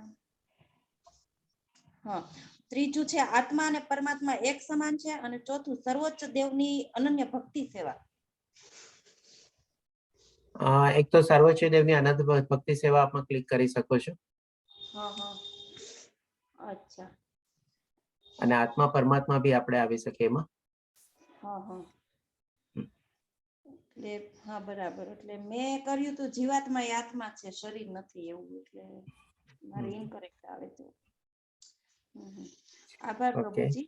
અને એક બીજો ઓકે, પ્રશ્ન ધન્યવાદ. છે મારો હા, આજના હા. પહેલામાં, કે જો આપણે એવું અર્જુનને ભગવાને વિશ્વરૂપ દર્શન દેખાડ્યું તો ત્યારે તો એને દિવ્ય દ્રષ્ટિ આપેલી હતી એટલે એને એ બધું દેખાતું હતું. પણ જ્યારે પછી એને ફ્યુચરમાં અર્જુનને યાદ હશે ખરું કે મને ભગવાને આ રીતનું કોઈ દર્શન આપેલું કે એવું કઈ? માતાજી કેવી રીતે હું જવાબ આપી શકું એનો? સોરી માતાજી. એવું છે કે જો એને કદાચ સતત એને યાદ રહ્યું હશે કે આ એક મહાન ભગવાન છે મારી સાથે, ઈ મારો મિત્ર નથી. પેલા તો એક સખા ભાવે જ એની સાથે જીવતા હતા અર્જુન, અને પછી વિશ્વરૂપ દર્શન કર્યા પછી તો એને એની માટે કઈક આપણને કોઈ એવી મહાન વ્યક્તિ મળી જાય તો આપણને કેમ એક અહોભાવ હોય, એવો અહોભાવ એને કાયમ માટે રહ્યો જ હશે ને. તો પછી એમ એક કામ કરો માતાજી, હું આપને એક દાખલો આપું છું. જે પ્રમાણે વિશ્વરૂપ દર્શન જોયું, સૌથી પહેલા તો અર્જુન મહાભક્ત હતા આપણે ભગવાન શ્રી કૃષ્ણનો. અને ભક્તો લોકોને છે ને આ બધા વિશ્વરૂપ દર્શન ની બધામાં છે ને એટલો ઇન્ટરેસ્ટ હોતો નથી. એ લોકોને ભક્તિ કેળવવામાં જ ઇન્ટરેસ્ટ હોય છે ને ભગવાનની સાથે જ રહેવામાં ઇન્ટરેસ્ટ હોય છે. એટલે કે એ થયું. અને હવે આપણે એક એક્ઝામ્પલ આપું કે માની લો આપણી લાઈફમાં એવી કોઈ સિચ્યુએશન આવી છે કે જેનાથી આપ બહુ વ્યથિત થયા હોય, બહુ આશ્ચર્યચકિત થયા હોય, બહુ મૂંઝાઈ ગયા હો, તો આપ એ સિચ્યુએશન શું આખી જિંદગી યાદ રાખશો કે એને ભૂલવાની કોશિશ કરશો? ના, ભૂલવાની કોશિશ કરશું. બસ. તો પછી અર્જુનને અત્યારે સ્થિતિ કેવી થઈ ગઈ હતી? અર્જુને પોતે જ કીધું ને. તો પછી શું કામ એ સ્થિતિને પાછી યાદ રાખે, હંમેશા યાદ રાખે ને?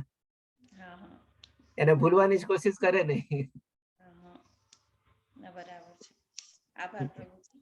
બરોબર છે પ્રભુજી. એનો અર્થ એમ કે ગ્લાની પ્રદાન પ્રસંગો જે બને દુનિયામાં અથવા આપણા જીવનમાં, એને પણ આપણે ભૂલવા જોઈએ. ભૂલવા જોઈએ, બસ. તો પછી તો જેટલું ભૂલીએ એટલું વધારે સારું છે આપણા માટે, સાચું કહીએ ને તો. અને જે યાદ રાખવાનું આપણે એ તો છે, જે ભૂલવાનું છે ને ભૂલતા નથી, અને જે યાદ રાખવાનું છે આપણે ભૂલી જઈએ છીએ. એટલે જ આપણી લાઈફ મિઝરેબલ છે. સ્ટ્રેસ વધે છે, બસ. પ્રભુજી એક મારે હજી પૂછવાનું તો પૂછી લઉં કે સમય નહીં થાય પછી? ના, પૂછો માતાજી. હા, એમાં એવું છે, હું ટ્યુશન ક્લાસ ચલાવું છું ઘરે. એટલે આપણે ઇસ્કોન માંથી જે હમણાં બાળકોની એક્ઝામ લીધી ને, એના વિશે મારે પૂછવું છે. તો એ લોકોને મારી પાસે 7 ધોરણ થી 5 ધોરણના બાળકો છે. એ લોકોને ગીતાજી હું કરાવતી હતી. 1 મહિનો મેં સતત એને કરાવ્યા હતા. જેટલું મને આવડતું હતું, જેટલું સમજાણું એટલું મેં એને સોલ્વ કરાવ્યું હતું. તો પછી લોકોએ જે ક્વિઝ કમ્પ્લીટ કરી, ઓનલાઈન કરવાની હતી ને એ લોકોને, તો અમુક લોકોને સર્ટિફિકેટ નથી આવ્યા, અમુકને આવી ગયા છે. એવું છે. માતાજી, આના માટે હું આપને હેલ્પ ઓછી કરી શકીશ. તેમ છતાં બી આપ એક કામ કરો, એકવાર તેજસ પ્રભુજી છે આપણા ગ્રુપમાં, એ આપને કોને કોન્ટેક્ટ કરવાનું છે, જેમ કે પાર્થ પ્રભુજી કરીને છે, કિડ્સના બેચ ને બધું લે છે આપણે ગુજરાતીમાં, તો કદાચ એનો સંપર્ક આપને કરાવી દેશે તો આપનો પ્રોબ્લેમ સોલ્વ થઈ શકશે કદાચ. આભાર પ્રભુજી તમારો. ઓકે, ધન્યવાદ માતાજી. હરે કૃષ્ણ. શું છે, મહેનત એ લોકોએ કરી છે અને અમુક કન્ફ્યુઝ થઈ ગયા બિચારા કે મેડમ અમે એટલી મહેનત કરી છે ગીતાજી માટે. ખરેખર બહુ રસ લેતા હતા બાળકો. અને સારું છે. એટલે આપણને તો સમજીએ આપણે, પણ ઈ લોકો નાની ઉંમર છે એટલે એને થોડીક એવી અપેક્ષા હોય કે અમને કઈક મળે. બરાબર. ના, મળી જશે. ના, આભાર. હરે કૃષ્ણ માતાજી. ચાલો, બીજા કોઈ પ્રશ્ન? કે પછી કાલે આપણે 12મા અધ્યાયમાં મળશું, ભક્તિ યોગ. હરે કૃષ્ણ. હરે કૃષ્ણ. આજ ખૂબ જ મજા આવી પ્રભુજી, બહુ મજા આવી. ધન્યવાદ પ્રભુજી. ધન્યવાદ પ્રભુજી. હરે કૃષ્ણ પ્રભુજી.